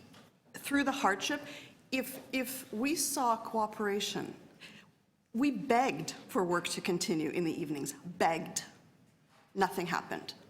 There was no communication. There was an arrogance and a lack of respect and a lack of, and a smug belief that there will be no consequences. That was sort of unbelievable. If I operated my business that way, I would not have a business at this point. Okay, thank you. That's it, Mr. Chair. Okay, thank you much. Thank you very much for your presentation. Next on the list is Mr. Grant McPherson from Prairie Boy Bread. Morning, sir. You have 5 minutes to make your presentation. You can start whenever you're ready. Thank you, sir. So my biggest points with the entire project comes down to what was just touched on was the lack of overtime hours and length of days worked.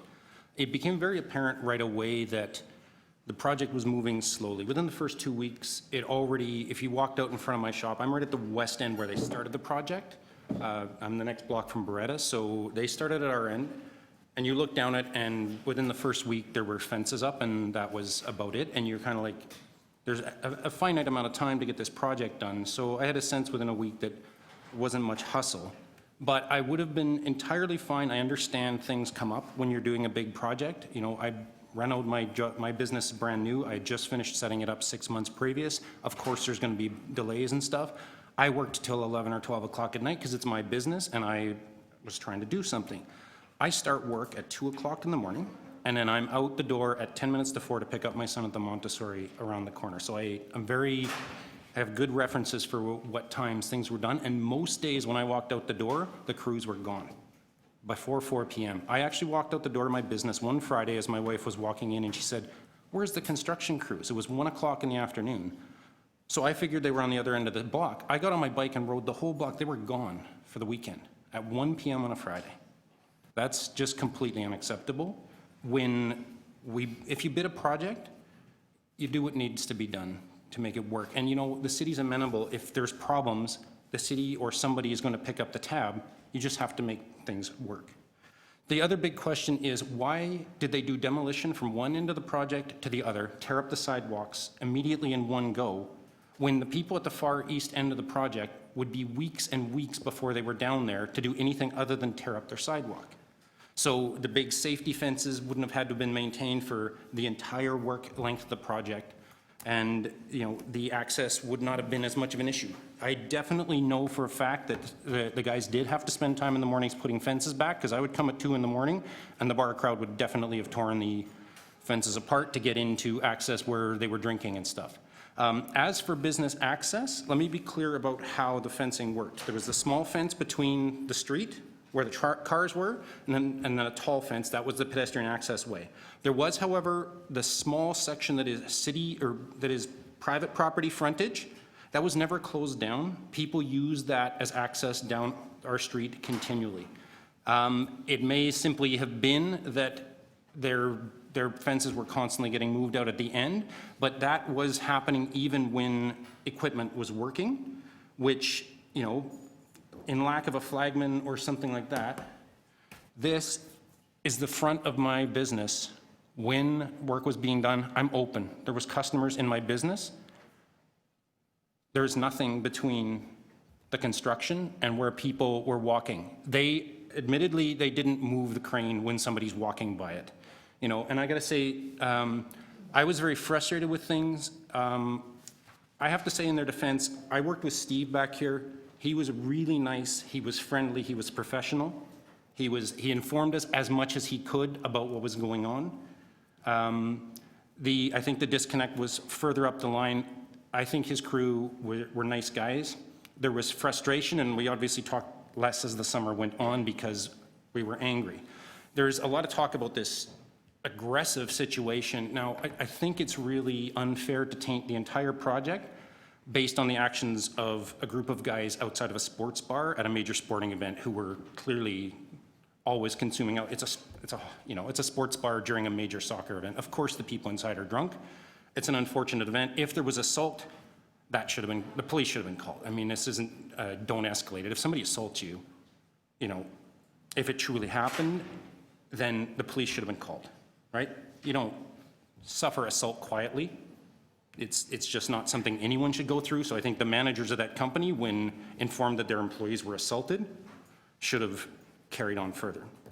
On the point of the notices, I did not receive notices every day before work was done in front of my business because they dug things up and backfilled it and dug it up and backfilled it. So I received notice on the first time, and then there'd be several days or even a week or two, and then they would come back to access different pipes and stuff like that. And so I'm not sure why it was done that way, but each stage I was not received information when they were coming, and that's fine. I expected there to be construction all the time. The initial access ramp to my building went over a trench with no side guards on it. So I had moms in strollers taking things over a plywood and 2x4 rail over a 12 or 18-inch drop in front of my business that, to a temporary break in the fence so they could get out. It's not the way things should have been handled. And the end result was that people were moving access. I didn't have access to my business for the first few days because it was put in front of the restaurant next to me to get to that little strip of sidewalk. They're closed during the day. So it got straightened out when we've made phone calls and stuff, but it was a bit of a mess off the stop. Okay. Sorry, sir, I need you to wrap up. Yeah, absolutely. That's it, sir. Questions of the deputant? From outside councillors? No? Okay, we'll take it into committee. Inside councillors in the committee? Nope. Okay, thank you very much for coming in this morning. Okay, that's the end of our list of deputants. Sorry, was there any? Sorry.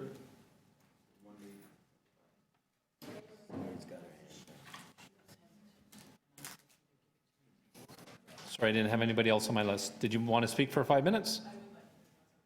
I'm fine with that if the committee's fine with that. Yep, we're fine with that. Come on up. If you just give us, sorry, somebody from the clerk's office will have a form that they need you to fill out after. Okay. And you have 5 minutes to start whenever you're ready. My name's Julie. I'm both a business owner in the College Promenade BIA and also a BIA board member. We understand that this decision does not come lightly, but that we are even here is actually shocking to most of the property and business owners, because in the midst of all of this summer construction, we were actually calling for a lifetime ban on Four Seasons, not 6 months, not 3 years. That's how bad it was. The work that was done on the north side and the south side was contracted to be completed in October. Both sides of the street were to be done in that time. The contract clearly stated that overtime hours, both evening and weekend, were mandatory, that they must be worked. But that was not the case, and that was not the case from the beginning. Ministry of Labor order, tanks, it didn't matter. They never worked that length of time. The Ministry of Labor order took place halfway through. So why wasn't at least the north side finished? There should have been more work done till August 11th, but there wasn't. A lot of these people from Four Seasons that have spoken today were not in a lot of our meetings. In fact, a lot of them were in the office, there once or twice a month. They weren't there every day. They weren't there like we were. That first meeting that I sat in with city staff and Four Seasons, the project manager actually said to us, businesses will go bankrupt. How is it possible that we as a city hired a company that is going to ensure that our businesses, the people that he's doing the work for, will go bankrupt? He guaranteed it. He never wanted to do the work properly. He never was going to do it in time. Our contractor, and by our, I mean the BIA and the cities, because the city was the one representing us on this project, should have had our back. They should have insisted that we were open all the time. They should have insisted that we had access, that the time was completed orderly and on time. It wasn't their intention. Four Seasons knew before accepting this contract that extra hours were required. How do I know that? Because if you go to the addendum, they asked, what happens in a rain delay? The city answered, you must continue. There will be no extension. The city was clear from the beginning. There will be no extension. You must push forward. You must work on weekends. You must work on evenings. They didn't. They just didn't do the work they were contracted to do by you for us. If the public, there was one person, one of the staff here that said the public doesn't care that Four Seasons is doing their work. Well, if Four Seasons cannot do city work, if they cannot do the work for the public, then why would we contract them to do more public work? If they cannot handle the situation, then they are not equipped. They are not equipped to work for us. If Four Seasons pushes for excellence, like they've said today, why are there so many deficiencies? Essentially, the entire north side needs to be redone. We are going to have to, this summer, redo the work that was done. How horrible for the businesses that have already suffered. They also said that they were told to call for the police, but they never did. There's a lot of talk of that one instance, and yes, I'm sure things got heated, but they never called for the police because more often than not, they were offered pizza, they were offered water, they were offered meals, because that's what I did, and that's what others did.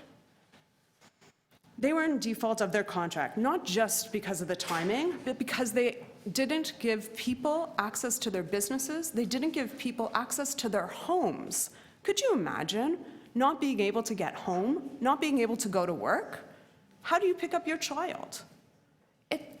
It wasn't right. Someone else here mentioned the Ministry of Labor guideline, but if you look, there was issues well before that. From the beginning, from June, we were asking for alternate traffic plans to complete the work, to move forward. They weren't putting forward their alternate traffic plans because they didn't want to work on our timeline, they wanted to work on theirs. If you take on a project, it should be because you can deliver the work. The tender went out, they bid on it, and they accepted the tender. That tender didn't change. Our timeline didn't change. The scope of the work didn't change. In fact, if anything, we tried to ease it up. You can't put a tree there, don't put the tree there. Move on, let's push forward. Let's get our businesses open. They were moving on their own timeline. So I need you to wrap up. Okay. Basically, they put their livelihood over ours. They tried to take advantage of how hard it might be for the city to terminate because of the condition of the sidewalk and how we were leaving college in that situation. Let's not let this company waste more city dollars, more city time. Let's hold them accountable for their inaction. Thank you very much. Questions? Councillor Layton, I saw your hand first. Thank you very much. The reason for the no extension, I think that I'm not sure that that comes out in the report that we had. There's a pretty good reason for the no extension. Are you aware of what it is? They weren't working the time allotted. Oh, sorry, but why the city needed a hard and fast deadline? Why we were opening up till 11 o'clock, 11 o'clock night every day.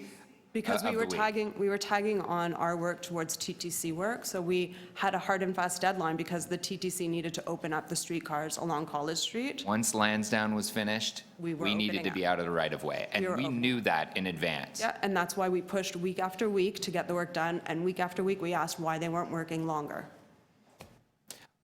We met on a fairly regular basis with the BIA office, the businesses, and councillors' offices of various configurations.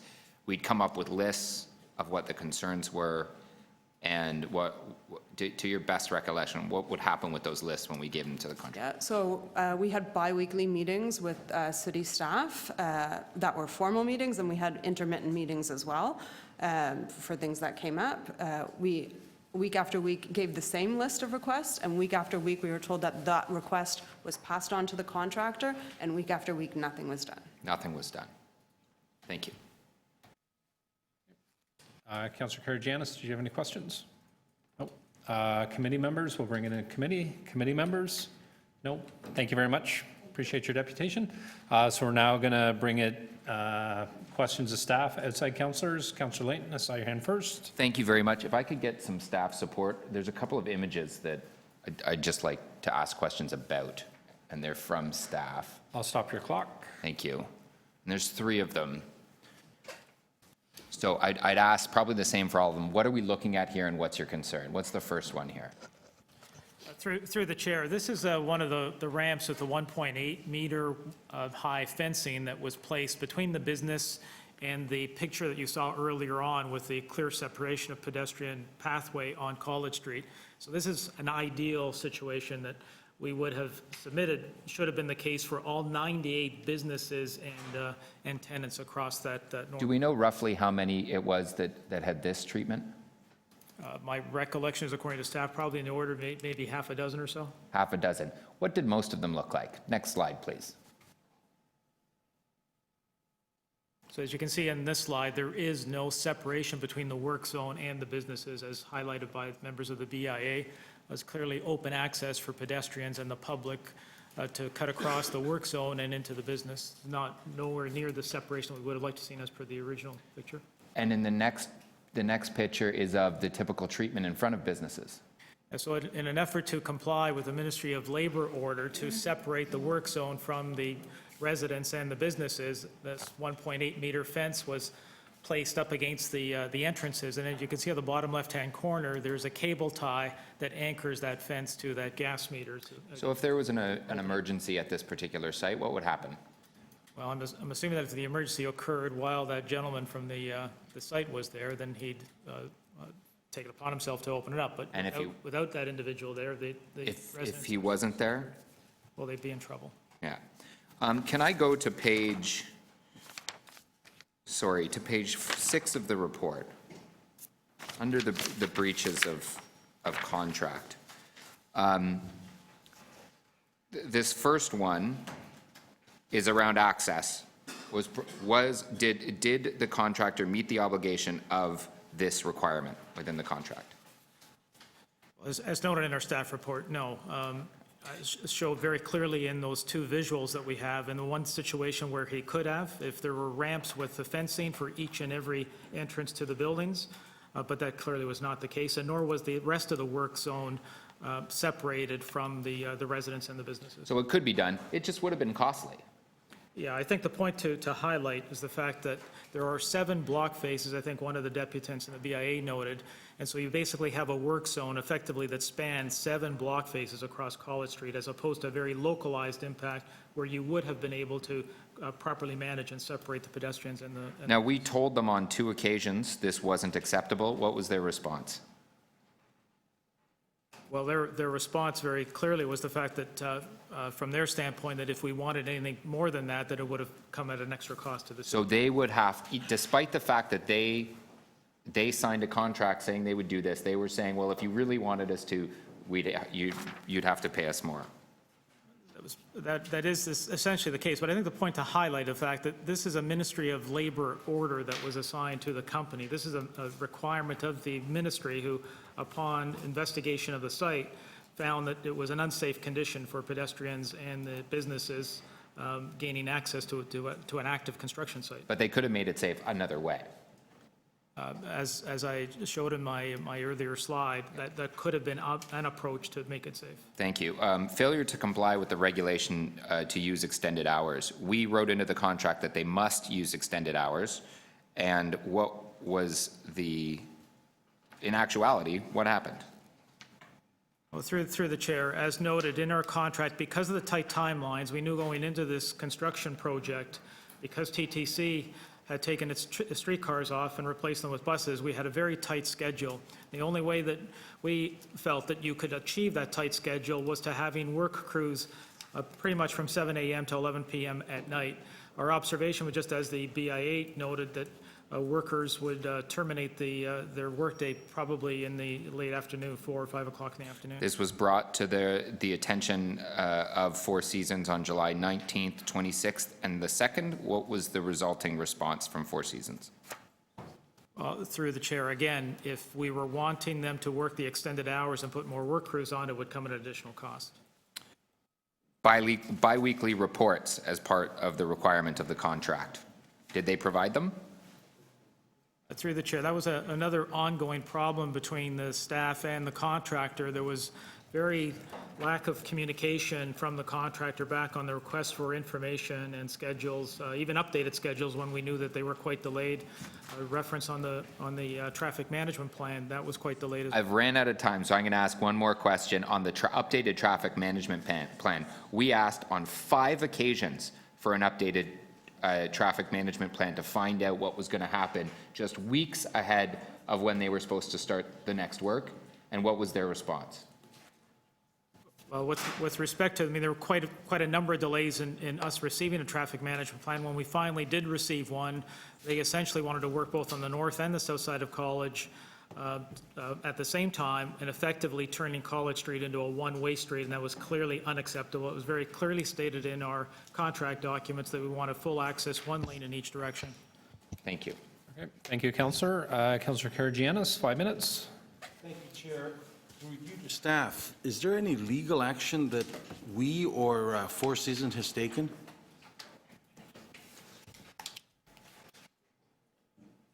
I'm going to put my time on hold until the department answers, please. Has there any legal action that has been taken, either by Four Seasons or us? There has been legal action. It was commenced by Four Seasons against the city. And the result? So they commenced a notice of application for judicial review, not all of which has been dealt with in the court, and they had a notice of motion. Through the chair to staff, has there a decision been reached? There was a notice of motion that was served on Monday and heard by the court on Friday, and for which we received the decision 5 minutes ago, suspending the chief purchasing officer's decision to, lifting the chief purchasing officer's decision to suspend Four Seasons for a period of 6 months. So by other words, if I'm not mistaken, the court says we were wrong? The court dealt with a very specific decision around the chief purchasing officers, and I'm just going to disclose what was discussed at, already argued at the motion, so that it's public. Sorry, if we're going to discuss legal decisions, we have to go in camera. Okay, then I'll have some other questions. Questions to Mr. D'Andrea. It is my understanding staff has reissued the tender for completion of College Street work and made changes to specs and correct all the issues that said Four Seasons were at fault for. Would I be incorrect? Through the chair, so without leaving any of the staging of the construction to chance, we are being very, very prescriptive in this second phase. You also doubled the completion time for the job that you gave Four Seasons in its original tender, yet the work is already half done. Through the chair, we're making an allowances for the work that remains on the south side and corrective action that needs to be completed on the north side. The schedule that we have submitted allows for the completion of all the necessary work that is required. Okay. Why would you change anything on the specs or tender if there's anything wrong with the tender originally and all the contractor's faults for the problems? Why would you fault them and then also go down and change, make it twice as long? Through the chair, I think one of the problems that we had in the first contract is that we pretty much left how the contractor would stage the work to them. And so as I noted, all 7 blocks of the north face of College Street were effectively one large construction zone. In this new tender, we're limiting the work zone to 2 blocks so that businesses are only impacted within those limits. And so once that work is completed, then he leapfrogs to the next section. Thank you. Okay, thank you, Councillor Karygiannis. We're going to bring it into committee. I saw Councillor McConnell and Councillor Davis. On a point of something. Order. I want to know if there's communication going on right now between this party and anyone in this room at this table, because I don't think that's appropriate. Okay, I don't know how I would establish that. Okay, I'm just suggesting that may not be proper. Okay. Know that there's been some kind of court decision 5 minutes ago, and a member of our council revealed that before we had any information. Point of order, Chair. From our legal counsel. Point of order, Chair. Sorry, Counselor, you don't have a point of order. Well, Anyway, I mean, I've been accused of something, I think I need to defend myself. I'm simply making a comment. Counselor Davis that- didn't accuse anybody of doing I'm anything. simply Counselor. Well, I making mean, a you know, comment the that people that members live in ought to be Okay, cautious councillors, thank you. Point of glass order. houses, in not their being- conduct. Okay. Okay. Thank you. Counselor Karygiannis. Counselor McConnell. My turn. Your turn. All right. With regards to the legal decision that came 5 minutes ago or 10 minutes ago, in which staff seem to know a little bit more than we do, so I just wanted to clarify. Did the court's on Friday decision mean, is the intention of the court's decision that this company can bid for the next 3 weeks until council makes a decision? Is that what was essentially the decision of the courts? Through the chair, if I can start. I think it's fair, just because I think we're in some sensitive area in terms of what information staff can provide in public and what information staff need to provide in camera. I think it's fair for legal staff to comment on the specific wording of the decision. Yes. It's a public document. In terms of implications of that decision going forward, I think if that's the kind of information that members of the committee need, then we need to get that in camera. So to the extent that the decision speaks for itself, I think staff can provide council or this committee with information as to what the decision is. If you could tell us what it says, just so we have a sense of whether or not they said no suspension, suspension for life, suspension for 4 minutes, or something different, could you help our committee in our decision-making around that, whatever you think is appropriate? And if there's more, we'll go in camera.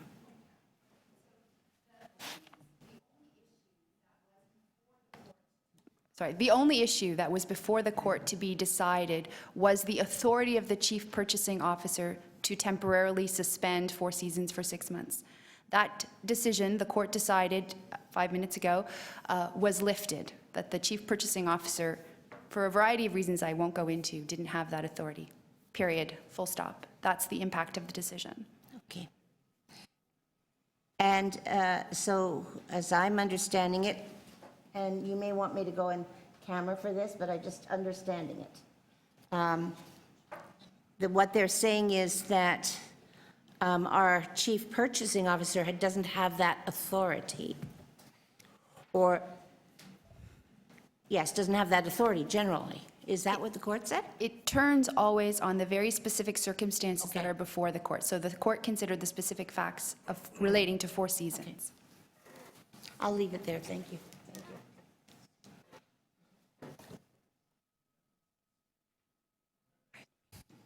Councillor Davis, sorry, was there other questions? Staff, Councillor Davis? I wanted to ask about the suggestion that the locates and the work done to identify underground obstructions or contamination was done poorly. Could you just comment on that? Is this unusual, that some contaminated sites along the right-of-way were not found during the locates stage? Through the chair, during the engineering process, we undertake our geotechnical investigation, and we call it subsurface utility investigations. And in both cases, we're trying to identify what may be underground that we need to take into consideration as part of our engineering. On the geotechnical as well, soil samples are taken so that we have some understanding in terms of the chemistry and whether there is any contamination. So in both cases, neither one of those investigations had identified either the tank or this other very localized area of where there was allegedly an odor of petroleum product. If we look at the petroleum tank, for example, that was basically in front of on College Street in a very localized area. And so what that then led to was a separate investigation from our environmental consultant to determine the best approach to mitigate that contamination. My question was, is it unusual? Through the chair, You would in miss this particular sense, because it was very localized, no, that is not unusual. Okay.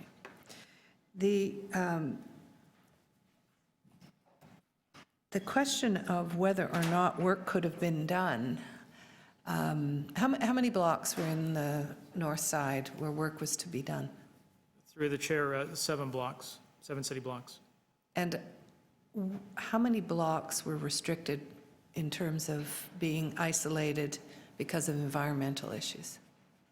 Through the chair, it wasn't an entire city block. It was very localized, probably in the order of 10 or 20 meters around the location. So again, very, very localized. And so do you believe there was any reason? I mean, the environmental consultant from the company as well suggested that there was no reason that construction couldn't have continued in the rest of the construction area. Through the chair, that was our position as well. If you take a look at the petroleum tank, for example, once it was identified, we suggested cordoning off the area.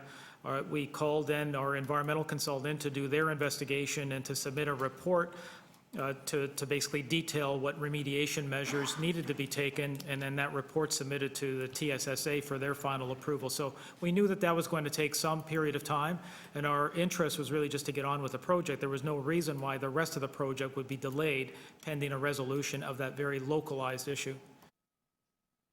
So do you think that the scope and the schedule of the work were realistic at the outset? Through the chair, it was ambitious. There's absolutely no question, but because we mandated, it wasn't a question of suggesting to the contract that they could work from 7 to 11. We mandated in the contract. That's rare for us in our contract documents, but we knew we had a tight schedule. We knew that we'd made a commitment to the TTC with respect to taking their streetcars out of service. And so we knew that it would require additional workforce as well as working into the evening in order to meet our schedule. Can you document how much, do you have documentation of the hours of work that were not done on this project? Through the chair, with our two on-site inspectors, we have that information logged. I don't have it with me. So did they work some nights, no nights? 80% of the time they didn't work? Through the chair, it's our understanding that it was very rare. There may have been the one occasion, as we heard from one of the deputants, where they did work into the evening, but most of the time they finished work 4 or 5 o'clock in the afternoon.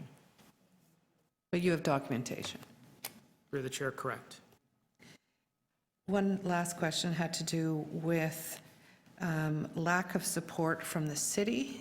There were several suggestions made by the deputants that the city should have or could have done more to assist in resolving some of these issues. Did we have staff involved who were assisting?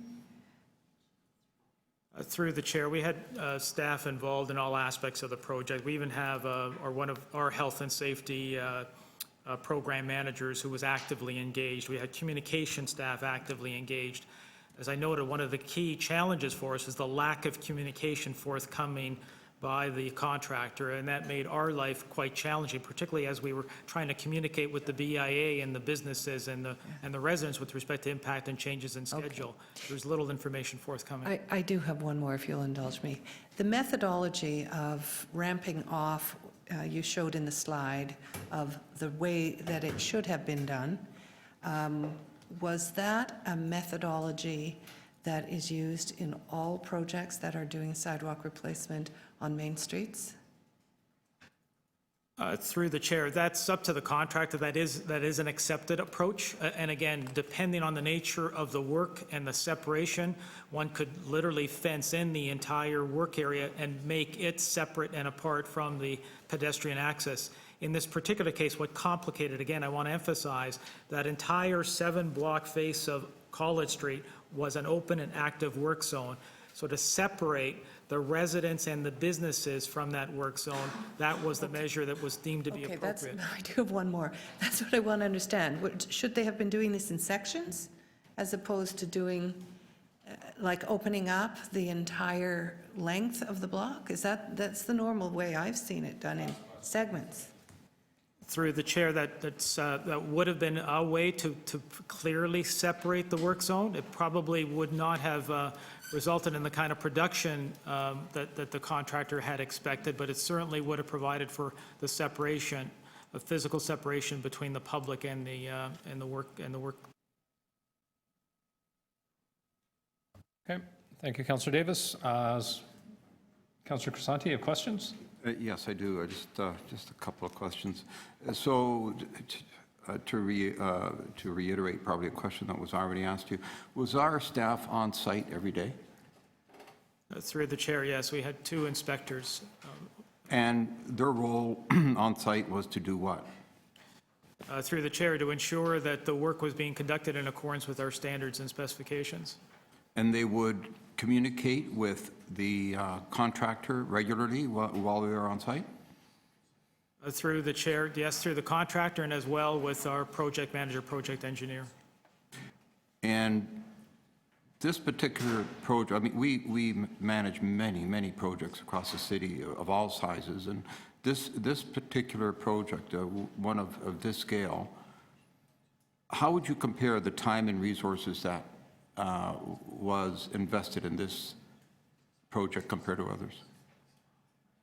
Through the chair, this was probably the most labor-intensive project for us to manage at all levels, from the frontline inspector, project manager, director, and myself actively involved with the councillors almost on a daily basis, it seemed, from July right through to the day of termination. You have, on page 15 of the report, you mentioned that concerns about insufficient on-site personnel and slow progress of the work were brought to the Four Seasons' attention at the site meetings, 3 site meetings, and in several other subsequent meetings. So can you enlighten us, what kind of response would you get from them when you bring these serious issues and discuss them with the contractor? Through the chair, as noted in our staff report, there were a number of instances we brought a number of things to their attention and they were just non-responsive. In issues with respect to us requesting additional crews and then working into the evening, the general response was that they wanted to be compensated for that, even though, as noted earlier on, that was part of their contract requirements. We'd asked that they work till 11 o'clock at night, have the crews necessary to abide by our tight schedule. That was part of the contract requirements. Okay, just one last question. I heard earlier someone made mention of a stop work order. Was that from us or from the ministry?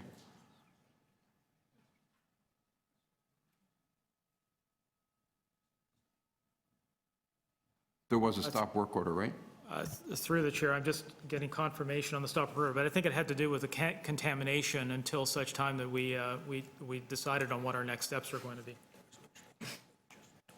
All right. Oh, sorry, I stand corrected. Through the chair. Yep. Apparently, it was the issue to the contractor was to stop backfilling until such time that we made a determination in terms of what we needed to do, not effectively a stop work order, just a stop backfilling of that location. All right, thank you. Okay, thank you very much. I think that's the end of our questioning. Sorry, Councillor. My apologies. I only have one quick question. In terms of the contract that went out, the contract that went out required weekend and evening work. Would that have meant that you would have to do that with 2 crews, not 1? Through the chair, it would probably mean that you'd have multiple crews during the day as well as a crew through the evening. And to your knowledge, was there just simply 1 crew? Through the chair, I understand that there were crews during the day. I don't know how many crews he actively had, but no crews during the evening. Thank you.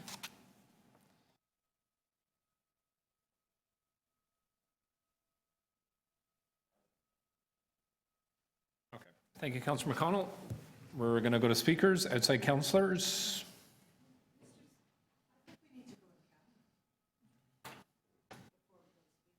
Okay, nobody expressed anything to me about going in camera. You want to go in camera? I would like to request that we go in camera, although it's, we're going to have to break in 7 minutes, so maybe we can go into camera immediately after lunch. Okay, so I leave it in the committee's hands.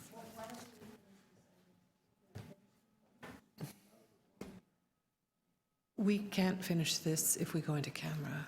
Sorry, and I just need to take a straw poll. How many councillors are coming back at 1:30?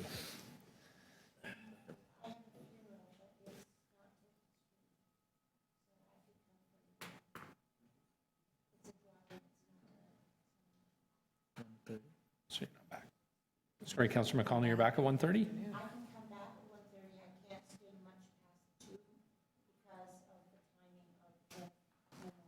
Okay, and I need 4 for quorum, right?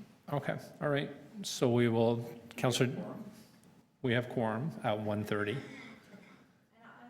I need 4 councillors for quorum.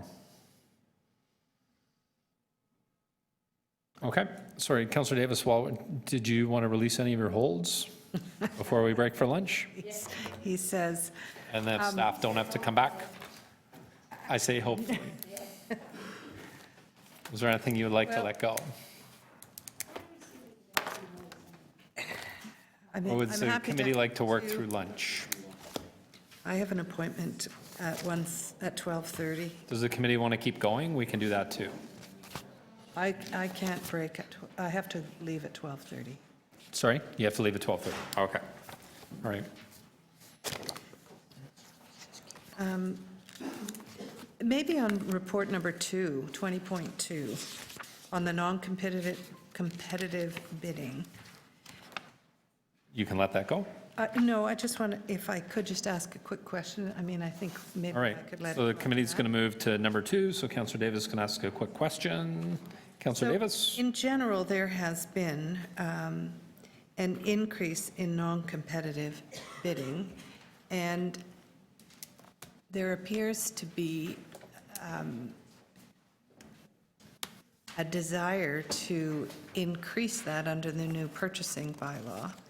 And it makes reference to there being new policies and procedures put in place for those that have delegated authority to use a non-competitive bid approach. So are you confident that these criteria are being used effectively in determining the discretion, in using discretion by city staff within the divisions? Through the chair, yes, we're confident that the divisions are still using the DPO sole sources properly, and we will continue monitoring them with these new rationales that we've added into the purchasing bylaw as we move forward. And the rationale, you list them. Emergency is one, for instance. Are there real indicators to define what these criteria are? So through the chair, yes, in our procedures, we do have a description of each of them. And an emergency, for example, is we rely on the division head to make a decision with respect to whether that particular issue is an emergency. But there are criteria to describe them, and we do, when they come through purchasing, they're vetted quite considerably to determine whether it actually falls within the non-competitive rationale. Okay. Because I know we went a little crazy, or some people did, over non-competitive bidding in last term of office. And yet we have authorized more of it when you changed the procurement bylaw. So I guess I just want to make sure that we have a very good handle on this. Through the chair, yes, I believe we do have a very good handle on it, and the rationales are just in line with things that are coming from trade agreements. And we will continue to monitor, yes, we'll continue to monitor how they go through it. The dollar values may have increased this past year, but overall, we're not actually much higher than we are. It'll always ebb and flow depending on the purchases that happen in a year. Right, depending on the big 7-year contracts for snow removal, for instance, or, yeah. Okay, that's fine. I'll just release it. Thank you. Councillor Davis is releasing number 2. All in favor of the recommendations in the report? Carried. Anything else, Councillor Davis? 14? You held number 1, 5, and 13. Oh, 13, yeah, the TPA is here.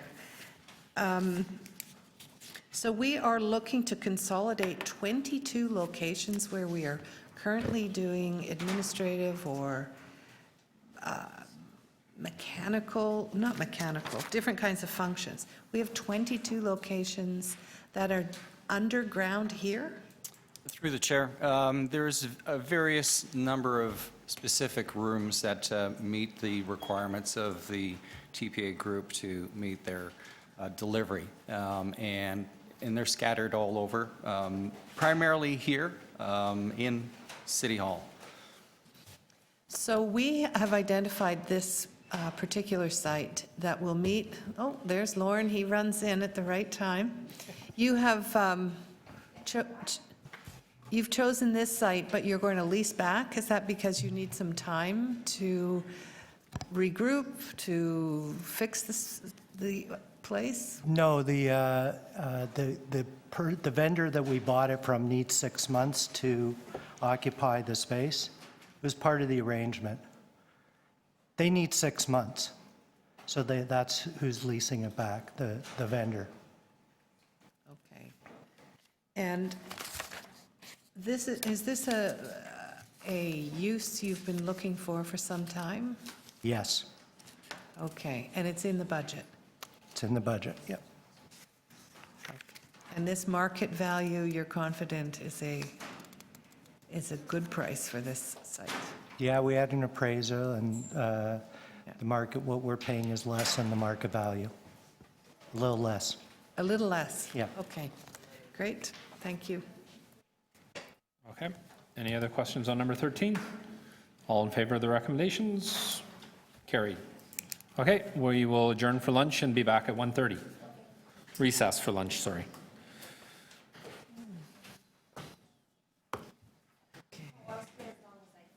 Okay.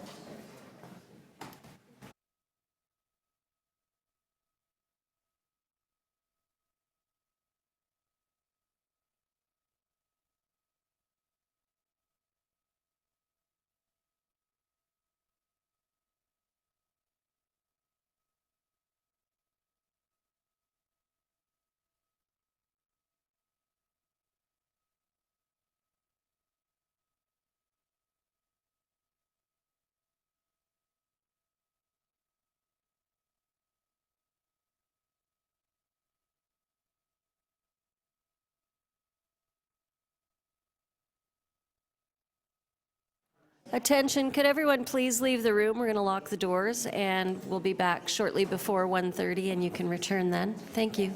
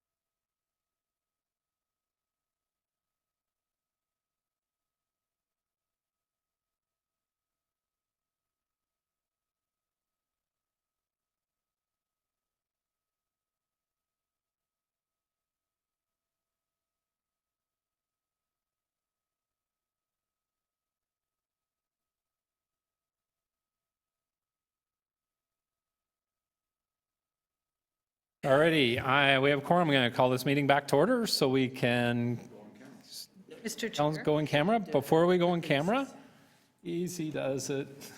quick items. I can tell. Who would like to make a quick release, if any? Councillor Davis. So I had the chance to get my questions answered during the break. And congratulations on getting more income from our short-term investments on the cash side. And on the issue of PMMD, I had those questions answered, and there's another report coming. So I will release both of the outstanding reports. Oh, okay. So that's my turn. Cool. Item number 1, all in favor of the recommendations? Carried. Item number 5, amendment to agree with Osler, Hoskin, and Harcourt LLP for legal services. I'll release that as well. Good. Related to pension and benefit issues, all in favor of the recommendations? Carried. So we were back to number 7, temporary suspension of Four Seasons Site Development Limited. And Councillor Davis had a request to go on camera. So I am moving that the Government Management Committee recess its public session and meet in closed session to consider this item as it relates to the receiving of advice that is subject to solicitor-client privilege, litigation or potential litigation, including matters before administrative tribunals affecting the municipality or local board and security of the property belongings to the city or one of its agencies or corporations.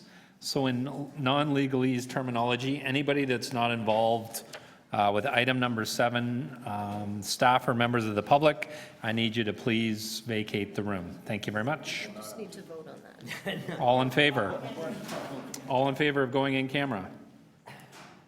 Carried.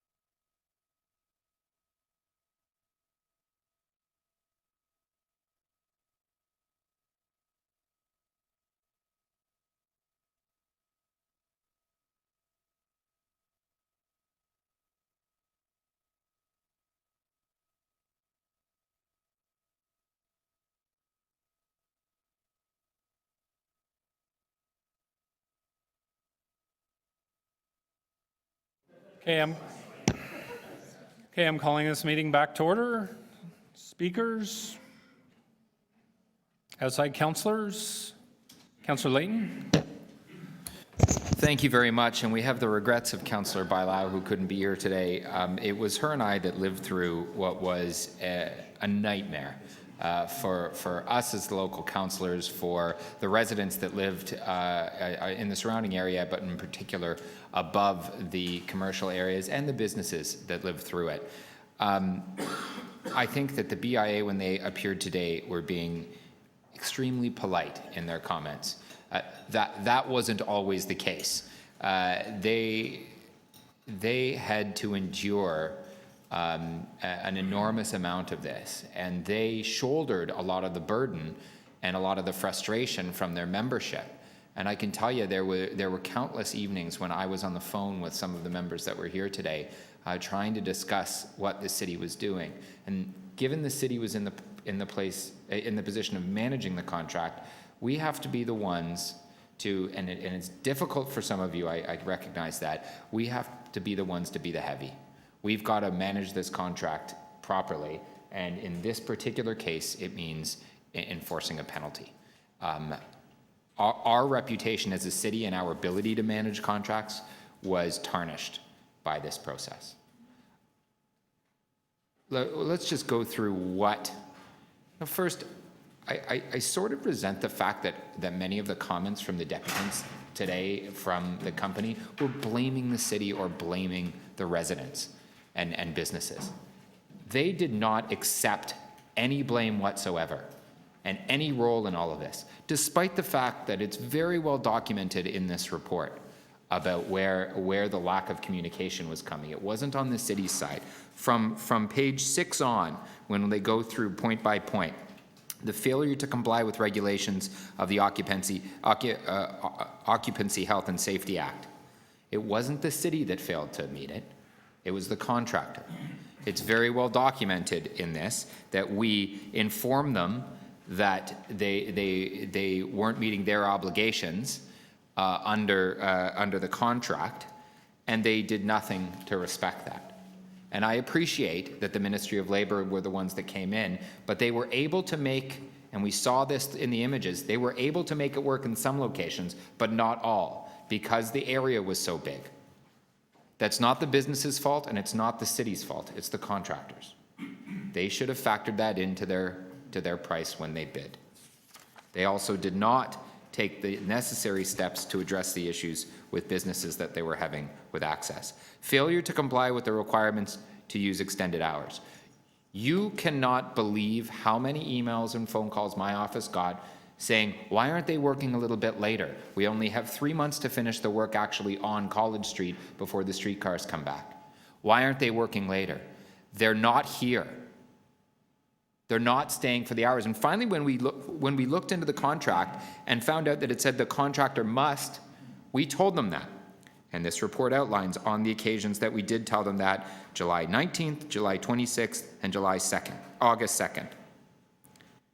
Despite, and this is a quote, despite the verbal and written instructions given by city staff, Four Seasons failed to make use of the extended hours. When we tried to renegotiate, because we saw that we needed to bring more shifts on to start potentially doing work overnight, their response was, you have to pay us more. The failure to comply with the requirements of the traffic management plan. When we saw that there was delays, we knew something would need to be done because the streetcars were coming back and we needed to make the necessary preparations. In September, you know what? More buses are necessary elsewhere in the city. We were running buses along College. Well, if the buses in your neighborhood weren't there to bring people to school when that busy time in September hit, what would you have done? You would have taken them off College Street. We warned them on July 19th, July 26th, August 2nd, and August 9th, and August 16th, asking them, what is your plan? You need to give us a traffic management plan. They did not, and then the one they brought back was, we're going to make College one way. We know that's not a serious plan and that wasn't a serious response. Failure to comply with the requirements of the Occupational Health and Safety Act. This is yet another occasion when they failed to meet that. Failure to comply with the requirements, that's the same one that resulted in the delays. And finally, the failure to meet the schedule of work. We knew it was tight timelines, but they did not come close. Just on one final note, because we're talking about extending the contract to be small projects, or perhaps in a probationary period. This was both the bigger meta issue of organizing a large project, but also the small stuff. This is a list of 101 deficiencies. 101 deficiencies the BIA found in their work on just the north side. Many of these, dozens of properties, are left without access to their water shut off. Do you know how dangerous that is for those businesses in the city? How dangerous and irresponsible it was to make sure that this wasn't done when the project was working. And I commend the 2 staff people that were down there on behalf of the city, but this cost us money. And not just in the nice way we like to say it costs us money from taxes raised by businesses. This costs us money as a city to implement this contract. From the 2 staff that were down there, the staff member in my office and the staff member in Councillor Bailaw's office that were just about full-time on this for months. I'd urge you to adopt the staff recommendations. Thank you, Councillor. Councillor Karygiannis, did you want to speak? Thank you, Chair. I guess we heard from both sides this morning. We heard from the BIA as well as we heard from the folks that were doing the project. And we did hear about environmental difficulties. We also heard about difficulties that people did not have a second exit in order to get out. However, what troubles me a lot is that the city right now has reissued this contract. It's paying more for it to be done, and they're giving double the time that the new person has the contract in order to finish it. I'm just wondering if the right amount of time was given to the folks in the beginning in order to do this project, or we were, let's say, not properly accounting the time that was required, and after we've seen that things did not work, then we right now are saying, okay, let's give them more time. We heard from the contractor that has done other projects with the city. As a matter of fact, the city has awarded them awards of excellence, that they were trying to get to speak to the city, and they were trying to mitigate problems that they had with residents about the fences being, the barricades being shut down with them, they didn't feel insecure, and that the city was saying to them, call the cops. I wasn't there, so I can't presume that, one side is right or the other side is right, but when you do have people that come forward and say, look, there is a problem with the tank that's down there, it's environmentally hazardous, and I hear from the folks that's the city telling them, cover it up, move on. The city doesn't do anything for 11 weeks to mitigate the process, and it was after a report was written the next day that they were as the company were given a termination order. And in view of the decision by the judge today, I would say to you that you might want to consider carefully where we go with this. I mean, there's instances in the past where we as a city were making one decision and the judge hadn't finalized it, and that was precisely with Uber. And we're urged by a lot of people around that maybe we'll let the judge bring the decision to fruition before we go somewhere. So I say to you that you might want to, if we go to council, that's fine, but you might want to let the judge make a final decision before we move on to this. That would be my suggestion. Thank you. Thank you, councillors. We're going to bring it in a committee. Councillor McConnell. Mr. Chair, and I'd like to move the following motion. First of all, the same as the staff recommendation, but to reduce that to 2 years rather than 3 years. And secondly, that council direct that the following be applied during the and that a further year, of probation to and including February the 8th, 2020. And further, that council direct that the following be applied during the probation year. That Four Seasons be limited to bid on city contracts up to a maximum of 1.5 million, which staff tell me are smaller projects. That the appropriate city staff monitor the work and for the full probation. And if the work done by Four Seasons falls below the city meets expectations performance, standards than the contractor, in the contractor performance evaluation tool, then a further 1-year suspension be imposed. And here's the reason that I'm moving that motion. You know, I think that we've heard from both sides. It's a bit unclear, and I'm sure that the courts will decide it one way or another. I feel very strongly that our staff did the best that they could. I think that this was a very complicated situation, and that it wasn't as complicated on Bloor Street, and they did okay on Bloor, and they did okay on Nathan Phillips Square. However, I think that they were above what my father would have said their knowledge. I think that this was way too complicated. I think that that they didn't adhere to the agreements in their contract, and that really concerns me. So what I think is important here is that we be seen to be reasonable, that we be mediating a bad circumstance, and I hear what the local councillors have had to deal with, and I feel for them. This has been a nightmare. But I think it's also important for us to balance the workers and the public safety, as well as what Minister of Labour were giving them, and environment, and then the lack of overtime. The lack of overtime really annoys me, because it's very clear to me that, that this contractor did not adhere to having enough workers on the site to do the work that was necessary, and also was poor at figuring out the phasing. So from that perspective, I agree that they should be suspended. I also agree that they shouldn't have been coming back for money, because that was already in their contract. So I don't know whether it was ignorance, I don't know whether it was incompetence, naivety, arrogance. I know that this was a deficient site.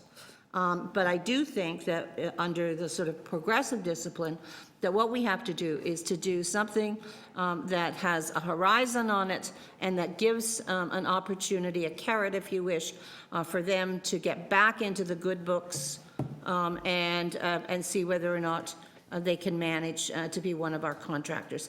And if they can't manage after a 2-year suspension, then I think they should be suspended again. And then maybe after that, under progressive discipline, they shouldn't be working for us. So I hope that message is very clear to both my colleagues and to the contractor, as well as to the community. All I was trying to do, and whether people agree with it or not, is to set up a sort of an alternative way of dealing with what I think is a very unusual and terrible situation. And a contractor and a city and a province and a community, none of whom could agree on what the terms, the scope, the hours, all of those sorts of things were. So that's my motion, that I think is a bit of a compromise, but does not compromise our position that what happened on College Street is not okay, and we want to get back to some of their better projects, but we will not be doing that in the near future. Okay, questions of the mover?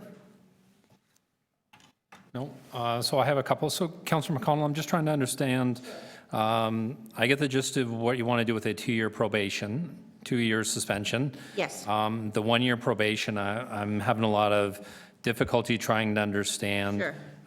In particular, point B, appropriate city staff monitor the work performed by Four Seasons during the probation year.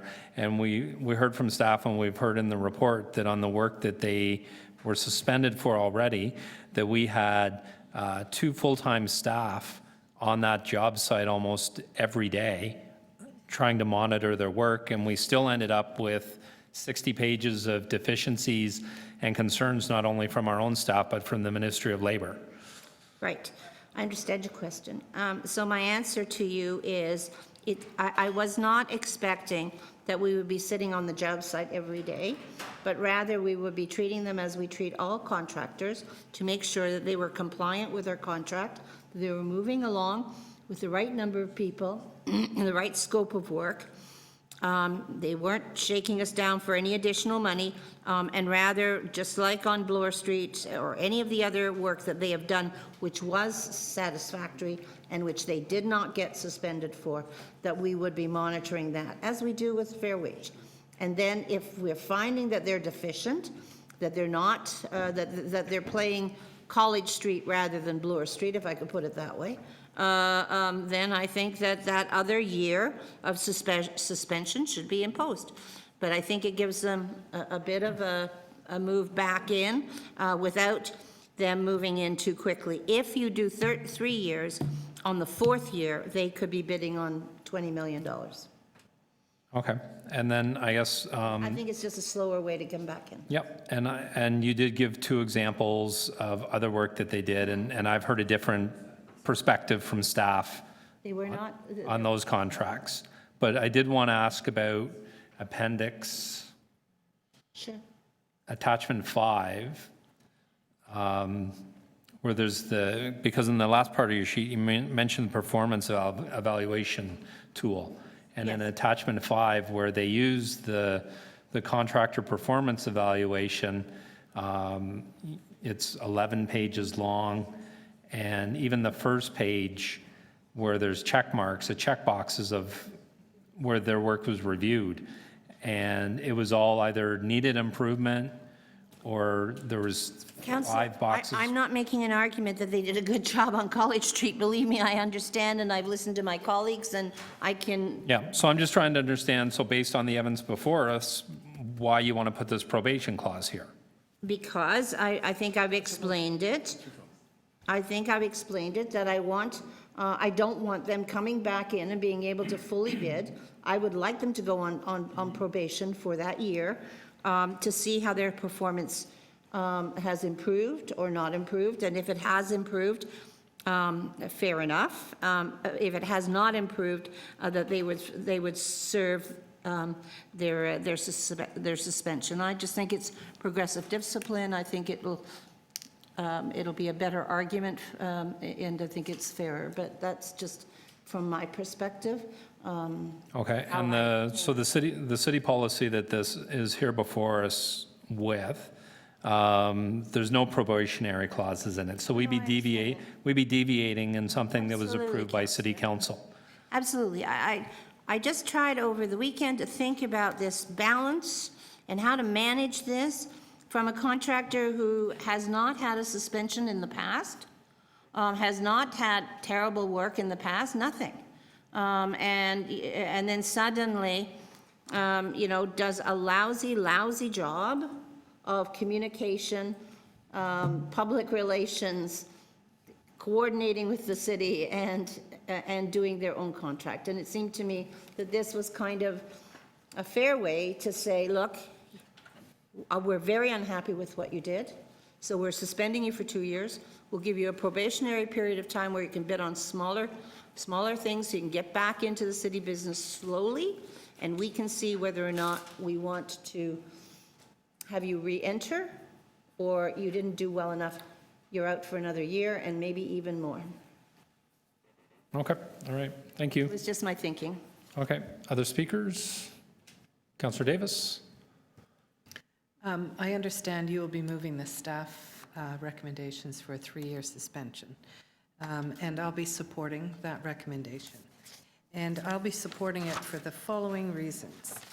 One, it was very clear to me that there were violations of the Occupational Health and Safety Act with respect to access to properties, and that there was a Ministry of Labor order and there was an action plan agreed to that would improve access, and that plan was not upheld by Four Seasons. Instead, they came and asked for more money. Secondly, on the issue of the hours of work, is very clear. They were to work extended hours. It was a significant component of this contract, and they did not do that. Thirdly, they did not comply, and I found it quite troubling that they continue, and one of my colleagues erroneously reflected the position of the company that somehow we directed them to take actions that were contrary to the Ministry of the Environment's orders, and that we were going to cover up contamination. That is absolutely untrue, and I don't believe it at all. It is before us in this report. There were areas of contamination, but through questioning, I now understand the scope of it. The scope of it was, yes, there was a tank, and that was to be cordoned off, and they were requested to go ahead and carry on doing their work on other sections of the north side, and they refused to do that, or they did not do it as they should have with the same urgency, considering the timelines. Yes, there was second area of contamination that was identified, but we secured the services of a third-party environmental consultant, Amick Foster, who gave clearance to the city and to the contractor to proceed. Instead of proceeding, they delayed once again and went to the Ministry of the Environment to file a complaint against the city and delayed it even further. All of this was inappropriate, considering that the city had taken the steps through a third-party environmental consultant to determine the appropriate steps. I do concede that and recognize how difficult it was working in this very complex environment with a lot of pedestrian activity, many businesses, but there are contractors who work in exactly the same environments all the time across the City of Toronto on main streets where they're replacing sidewalks, where they discover unanticipated contingencies in the work sites, and that they take the appropriate action to mitigate those situations and to proceed. And I don't believe that that's what took place here. I also, while I understand that tensions were running high, it appears to me that there really were fundamental problems with the way this contractor dealt with this contract and performed on this as part of this contract. And I will support what staff have recommended to us. Yes, it's likely that through some judicial review, there will be some kind of outcome that may be something other than what's recommended to us. But I think we need to send a very clear message. We have struggled with performance issues at the City of Toronto. We have some performance standards now, KPIs. We have supplier code of conduct. These are things that we need to uphold, and we must make it very clear to contractors they must uphold. We have asked for this over many years to make sure that we take clear and solid action when there are violations. And I think the staff recommendations reinforce that. So I will support the recommendations of the chair. Okay, thank you, Councillor Davis. Other speakers? You speak, Councillor Crisanti, is speaking? Okay, go ahead. All right, thank you very much, Mr. Chair. And I'm not going to go through the staff report in its entirety. I think it's a very well-written report, and it addresses issues ranging from inappropriate behavior of Four Seasons to the public, down to inadequate communication, cooperation and collaboration, and a whole bunch of things in between. It's all there, it's written down. But I just want to add that I think we need to step back and really focus, because not enough has been said about this, and look at this through the lens of the people that were inconvenienced, the families, the mums and dads and the children, and they're going to school, and et cetera. The businesses in particular, these are the very people that are paying the taxes. These are the very people that ultimately pay for this contract. And it's quite clear to me that, not enough was done to look after the end user, the customer here. And so because of that, I think, we need to be very clear that this cannot happen again, and send a very clear message. And as a result, I supported last time the deferral, but this time I will be supporting staff recommendation. Thank you, Councillor. You're okay? Yeah, okay. All right. So I'm going to be speaking last. I'm moving an amendment to recommendation number 1 based on the discussion that we just had in camera at the beginning of the meeting. So I'm going to be amending recommendation number 1 so that it's amended for a total period of 3 years from the date council approves these recommendations. And I don't move this forward easily. You know, I understand, you know, we had people here that were worried about their jobs and what they could, what could happen if we move forward with these recommendations. But at the same time, the City Council, we have an obligation to protect our residents and the businesses first and foremost in the City of Toronto, the ones that are paying the taxes, and making sure that we're looking after them. And I want to reflect for a moment back on, so we've had a supplier code of conduct that was passed by the previous administration committee, previous version of government management. We had the regulations put forward in the Public Works Committee, and we delegated staff to look after this and to look at these scenarios and make sure that they are properly dealt with. And if you look at the report, it's 60 pages of issues and concerns, and not just with the City of Toronto, but the Provincial Ministry of Labour. And I think that when you look at all of this, we have to make sure, A, we're supporting our residents, B, that we have a process here for contracts and RFPs that are properly put out there and dealt with and applied. And, you know, there's instance after instance in this report when the parameters of this contract weren't looked after, and that's why it's here. It's, you know, this report, the guidelines went through City Council without any negotiations or debate or amendments, which is why I have concerns with Councillor McConnell's probation period.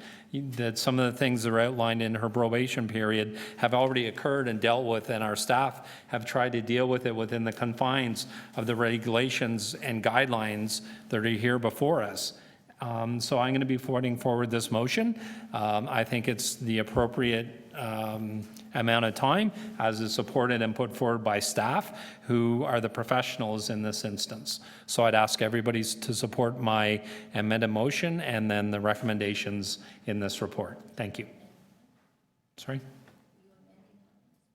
No, I'm amending recommendation number 1.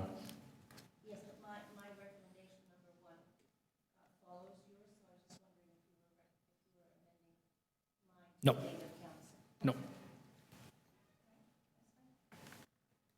Okay, which order are they going, Carol? This one first? Okay, so my motion is on the screen first. All in favor? Opposed? And that passes. Okay, item as amended. All in favor? Opposed? And that carries. Okay. And we're done. Motion to adjourn. Councillor Crisanti, motion to adjourn. All in favor? Carried. Thank you, everyone. Thank you to the staff. And the clerks in particular.